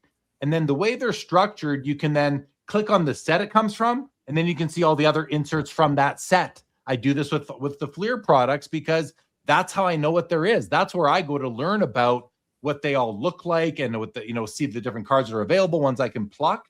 And it's like that discovery of finding all the new sets and the new products, the new insert sets and parallels within a product. Visually discovering them is a lot of fun for me. If I see somebody post a card on Instagram that I just never appreciated before, whether it's just the picture or the story they tell, I can be so easily influenced by that if the aesthetics really resonate with me. And then I'm like, I'm down a rabbit hole at that point now. Sharing your pickups with your friends, especially like your close hobby friends. If you have them, and if you do, you're lucky. If you don't, try to find them. The hobby spectrum is a good way to do that, to find people who are like you in the hobby. I love sharing the cards and having cards shared with me as well, and being happy for people. Jason, how's your time? I want to be respectful. I'm just noticing the clock. Yeah, I got to move, so I didn't want to cut you off there. I appreciate it. Well, we'll let you drop off, and just I have two more things to say, but I want you to hear this. So let me just go real quick. Butterflies in your stomach, guys. The psychosomatic reaction that you can have to a card. I don't know about any of you, but that happens to me legit. It's a physical response to a card, especially one that I'm really into, and I'm either pursuing owning it or I already own it and I pick it up and look at it. I will feel butterflies in my stomach, literally. And to me, that's a sign that I'm really enjoying the card, which might answer some of my own questions. I just wanted you to hear that, because I think that's not something that you hear people say very often, but it happens to me. Jason, thank you for joining us. You were great tonight. Thanks for handling all the questions, the tough ones from the chat, the tough ones from me, and for everything you're doing in the hobby. You're a great ambassador of the hobby. So thank you for that. Keep it up. Keep up the great work. Upper Deck's killing it. And thank you again for everything you're doing. Appreciate it. Appreciate the time. Appreciate having me on, and good chatting with you guys. Absolutely. You take care. We'll have you back in due course. Thanks again. All right. Thanks, guys. All right. Thank you to Jason for joining. What a great leader at Upper Deck. So this physical response I have to cards, especially like if I really want it, and then it's either at the moment of bidding, or it's anticipating the mail day, or it's driving home from the card show with it in my hand and looking at it, and the card next to me, what's this guy doing? Looking at it, either think it's a phone or they think it's a card, sort of thing. I'll put it to you guys, anyone else out there, and I think we've talked about this on the show before, but do you have a physical, like a psychosomatic response to a card, or am I just that crazy? And do I just love cards that much that happens to me? But I said a lot there, I know, especially from the beginning. So I want to give you guys a chance to kind of respond and just riff off of that. So, Chris, Josh, you want to go, or we'll go with you, Chris? You're off mute. Sure. Yeah. Or Josh, did you want to jump in first, buddy? Okay. I defer the floor. There you go. Okay. You yield your time. Okay. Jeremy, this is a great topic. All right. We can like take a stab at it tonight, but this is one I'll be thinking about all throughout the coming weeks. And you are not the only person that has a psychosomatic response. I certainly do too. And comes at some of the exact milestones that you mentioned, whether it's sort of anticipation of the mail day arriving or the thrill of finding it, and then the joy of actually having it in hand and enjoying its aesthetic in hand. So something you said that I think is like a prerequisite is that in trying to explain the joy of ownership is that it must be beautiful. I do think that's like a threshold question that's non-negotiable. The card has to inspire some sort of creative admiration. It has to have some sort of beauty to, at least to me, in order for it to sort of be a possession that can inspire.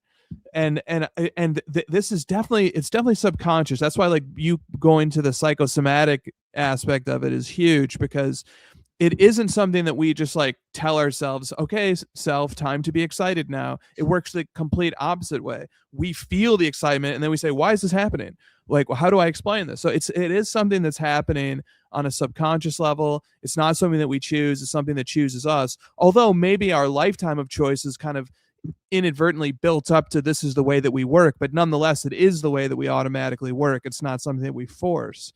So the one angle that I wanted to bring to why does ownership give joy, after taking for granted that it must be beautiful and aesthetically pleasing and so on, I think there's a satisfaction in the system, not the system of buying and selling and owning and stuff, in the system of the structure of all cards, sort of knowing that there is this constellation of cards that exists, and knowing that we feel a certain way about it and we think certain parts of it are more important than others.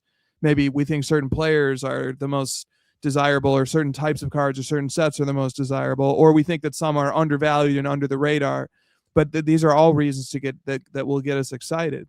But it's knowing and understanding that this structure exists, and then the thrill is knowing that we own something that belongs to that structure, and that this is a structure that everybody else that we know in the hobby sort of acknowledges too. They don't have to see it the same way we do, but it's like we're all participants in processing this constellation of cards, this big sequence of cards, and then knowing that we own a piece of it, a little piece of it, but a piece that occupies a rung that we might think is important or iconic or rare or desirable or whatever the things are that really excite us.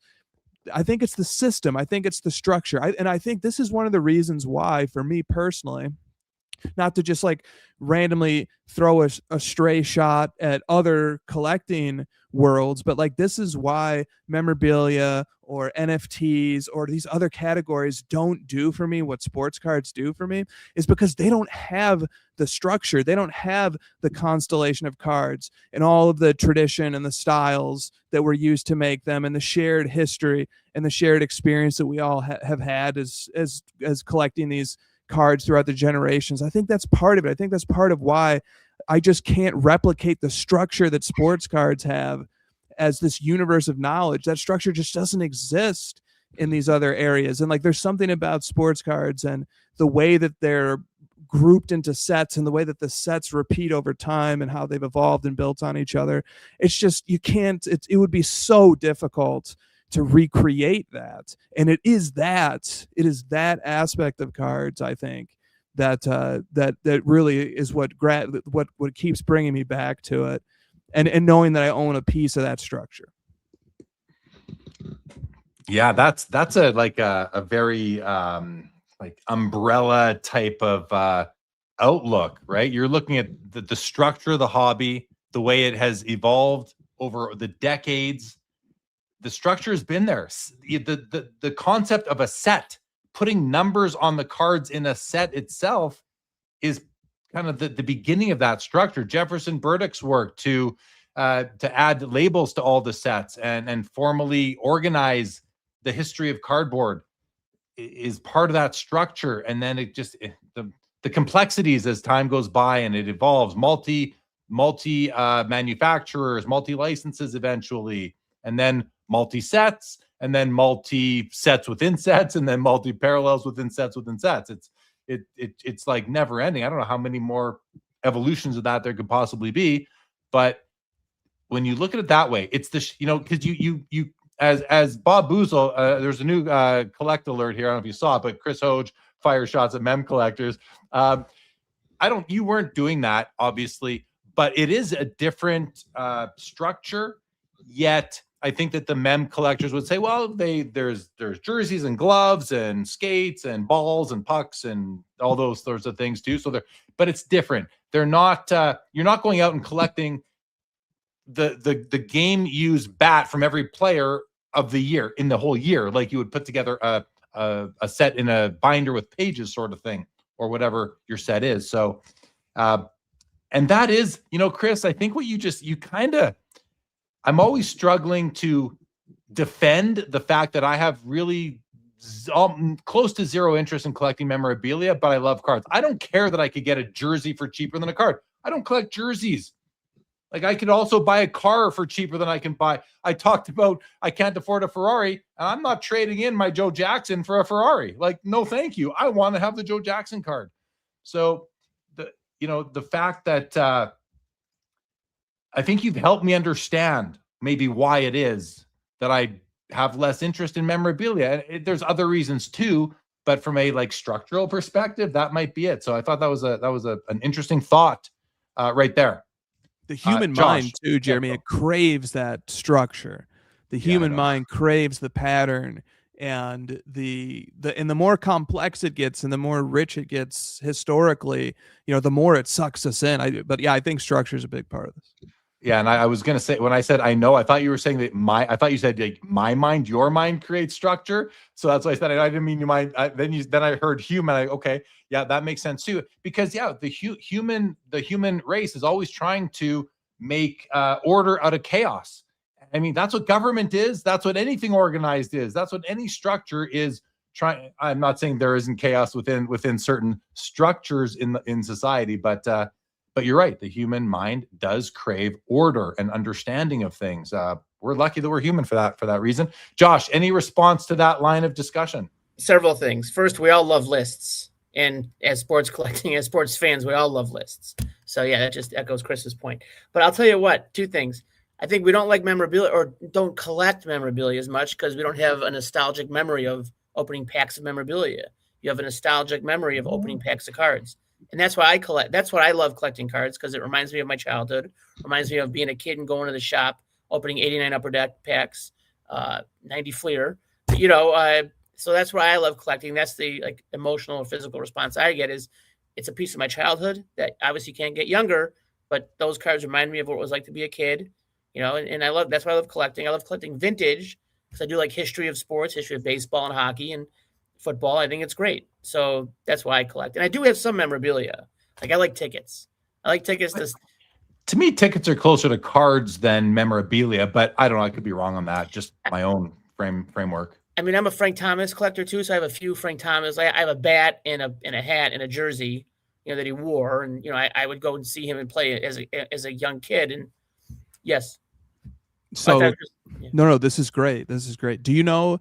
I don't collect photos, but I do know some people who do, and I am aware of a formative book that sort of transformed that space and cleaned it up and organized it, and actually arguably was influential in photograph collecting, going from sort of this disheveled, disorganized hobby to one that was very compelling and attractive and able to actively recruit new collectors into it.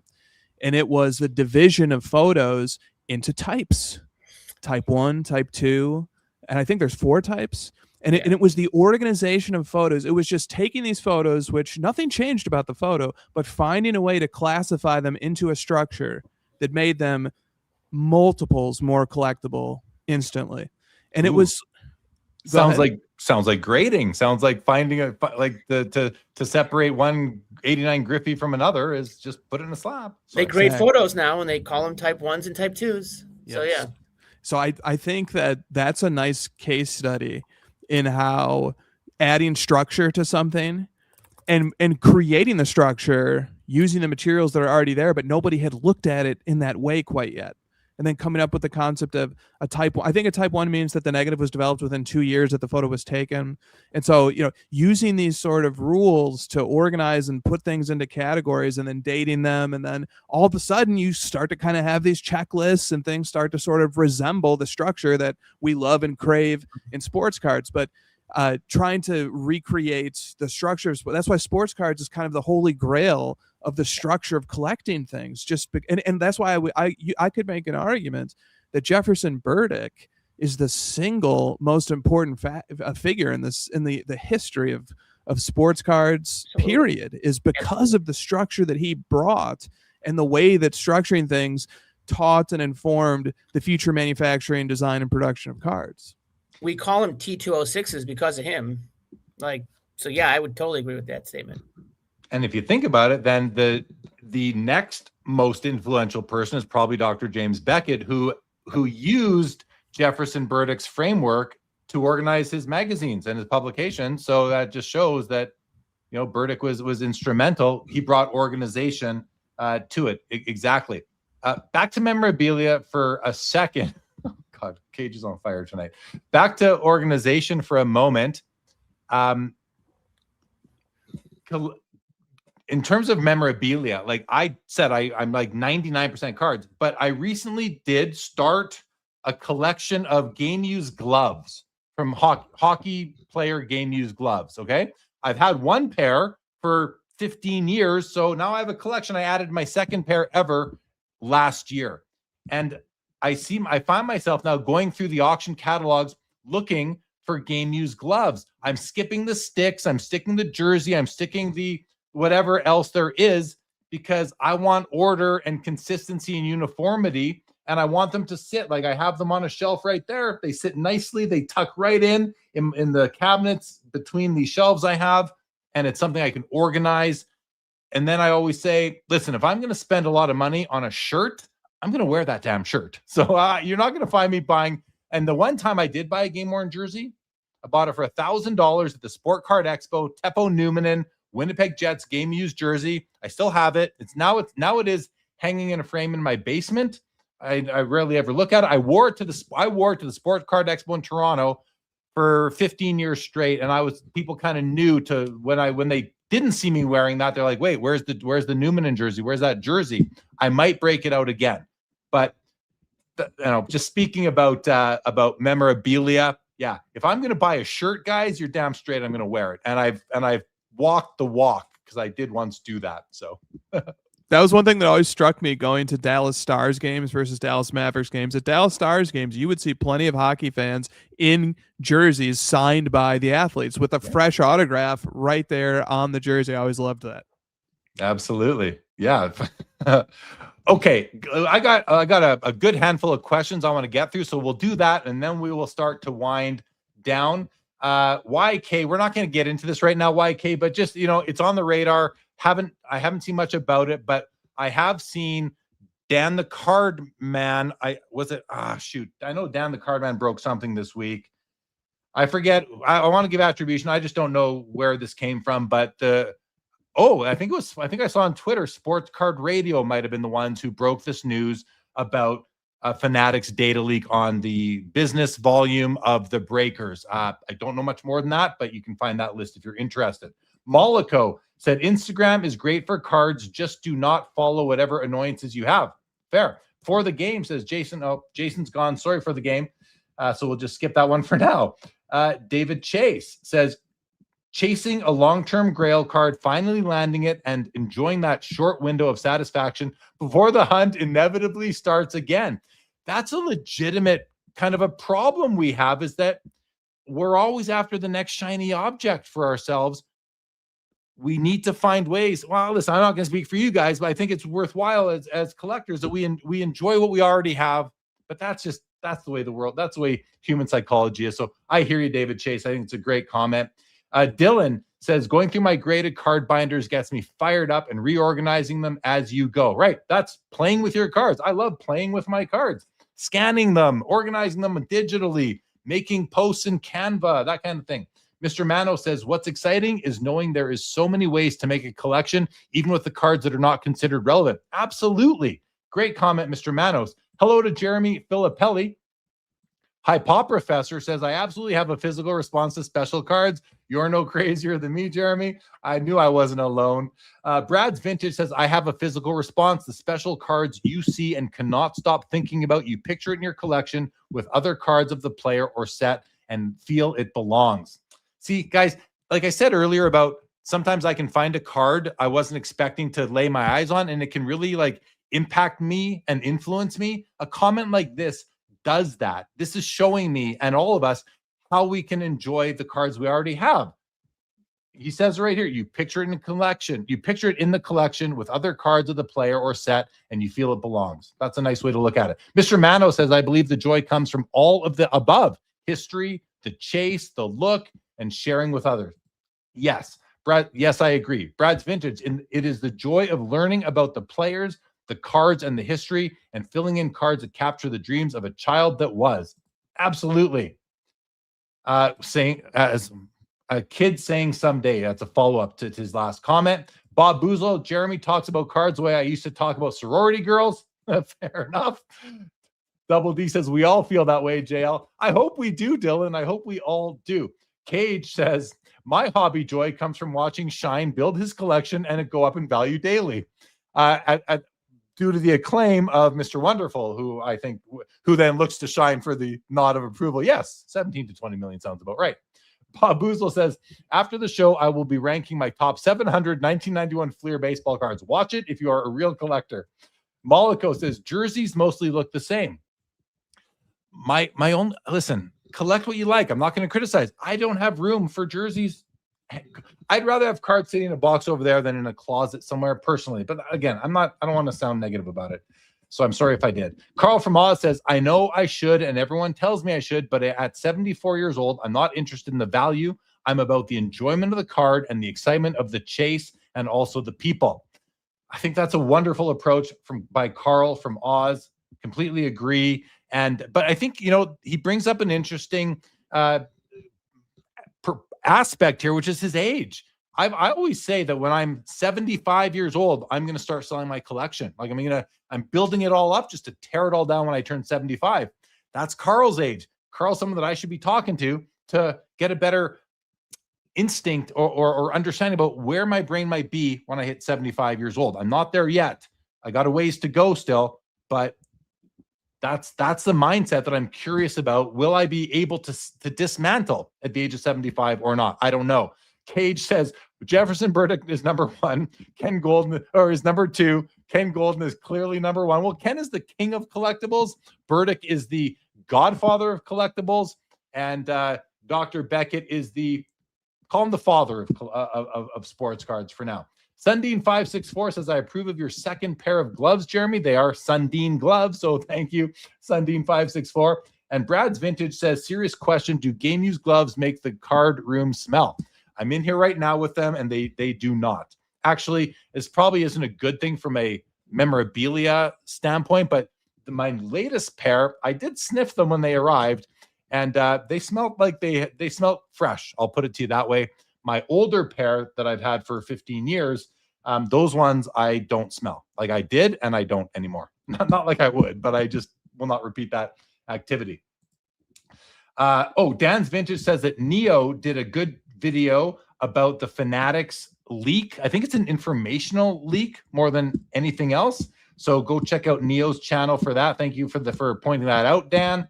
David Chase says, my sister took a used water cup out of the trash after John Stamos drank from it in 1987. It's the only memorabilia in my house. That much like a TMI, sort of like a little too much information there, but happy your sister has that, and you still do as well. Chris C says, I will not disassemble my collection despite what Johnny 5 says. Cage, thank you very much. You stay up. I appreciate it for these. It's late. Yeah, you're 1:15 on the East Coast. It's a great show. Not Greg. Who is Greg? I'm not sure. Okay. Guys, I went through a lot there. Anything tweak your mind? Anything at all? Or anything else? We're in overtime, so we're good to wrap up as well soon. But I feel like Jason, thankfully stayed on with us right through pretty much. So we didn't get as much airtime out of you guys as we usually do. And I don't want to just sort of take that for granted or not give the options, because I'm definitely willing to. So if there's anything else from either of you, please state your claim if you don't mind. Go ahead. It was a great show. It was a great. I think it's amazing. Not to glaze Upper Deck here, but I think it's amazing that the president of that company, which like I hold in such high esteem because of many other reasons, they own all the IP of all of the most nostalgic cards that I collected in the 90s. Obviously, they have the Upper Deck IP, but they also have Fleer. They also have the Metal Universe stuff. They have so much great stuff that to see that all of that history is in the stewardship of Jason. And you know, he had comments about the DNA of Upper Deck and it being a family-owned business is really about looking out for the collector first and stuff. Just to hear somebody say things like that, and he's always said things like that, and he's always said that Upper Deck has been like that since the day he got there. I mean, that just fills me with a lot of energy, and I just thought it was a very special episode. Like, I don't want to take for granted how special it is to have access to the president of such a historic company that's still doing historic things in this space. Well, yeah, he's great and very willing to come on and talk and share his ideas. And what I like about, you know, what you just mentioned, Chris, is that they don't answer to any VC firms. There's no IPO on the horizon. They don't need to, you know, they're just running the business and competing and maintaining a legacy brand that I saw there was a conversation in the chat earlier or something about I think the opener was, is 1952 Topps like the greatest debut of any card company ever? The answer might clearly be yes, but 89 Upper Deck Baseball changed the hobby. Like that's why I struggle with cutting off the vintage to modern threshold at 1980, because nothing really changed in the cards themselves. 89 Upper Deck, the hobby's never been the same. The hobby was the same in the 70s and the 80s. Sure, in the 80s, you had Fleer and Donruss come into baseball, but you didn't even, basketball didn't even have sets for the first half of the 80s for you know, really mainstream. Upper Deck, 89 Upper Deck changed the game forever. I don't know if anything else had as big of an impact. I'm sure there's arguments, and I'm not saying this is fact. I'm just saying it was a breakthrough set. So the fact that we still have it, that the brand exists, it now has Fleer and Skybox and O-Pee-Chee, and I think probably Parkhurst as well. Yeah, it has Parkhurst for sure. Parkhurst Champions comes out. I mean, they have so many great brands under their stewardship, and they do a great job with them. And they, like Jason said, not everything's going to be a hit. That's okay. If everything was a hit, we wouldn't appreciate them as much probably. So, yeah, appreciate those comments, Chris. I'm going to do a few from the chat here. Mitch Grotman in the chat, thank you for being there. Nice to know you've been there with us, Mitch. Chris says, if you guys had to take one card to the grave with you, which card would it be? Why not? We can play this. You know what? I was about to say we can play this game, but every time someone asks you what your favorite card is, like, you know what? I have too many. If I could only own one card, I don't want any at that point. Like, just take me out of the game. But it's a tough question, Chris C. So I don't think it's smart to take cards to the grave. Like, because your family can benefit. Why bury yourself with it? So let's not play that game. Jacob Dahl, it's past my bedtime. Thanks again. Thank you, Jacob Dahl, as always, for showing up as you do. Dan's Vintage says, it truly is impressive that he is the president of a major card company and he spent 2 hours on a live stream with an open chat. Much respect. I'll tell you what, guys, too. When I talked to him about coming on, I said to him, do you want to do a pre-recorded one just with me? He goes, no, I want to do the live. I said, okay, even better. Like he wanted to do the live stream. He did not, he turned down the opportunity to just do a recorded episode sort of thing. So I thought that was really cool of him as well. Bob Boozle, a very special episode of Full House. I mean, Sports Cards Live. Ron Fig, what's up, Ron? Says, awesome for Jason to come on here and give us 2+ hours. Absolutely. Larry Gitlin says, Jeremy, you will continue to collect at 75. I am soon to be 78, and I still have the collecting flame, just a little bit more selective. I hope I do too. Yeah, Cage calls out Goodwin, another one that they own. Yeah, absolutely. And who does Champs? That's Topps? Does Topps do Champs? Or is that Upper Deck? Anyway, the coffin Chris, were you? No? Okay.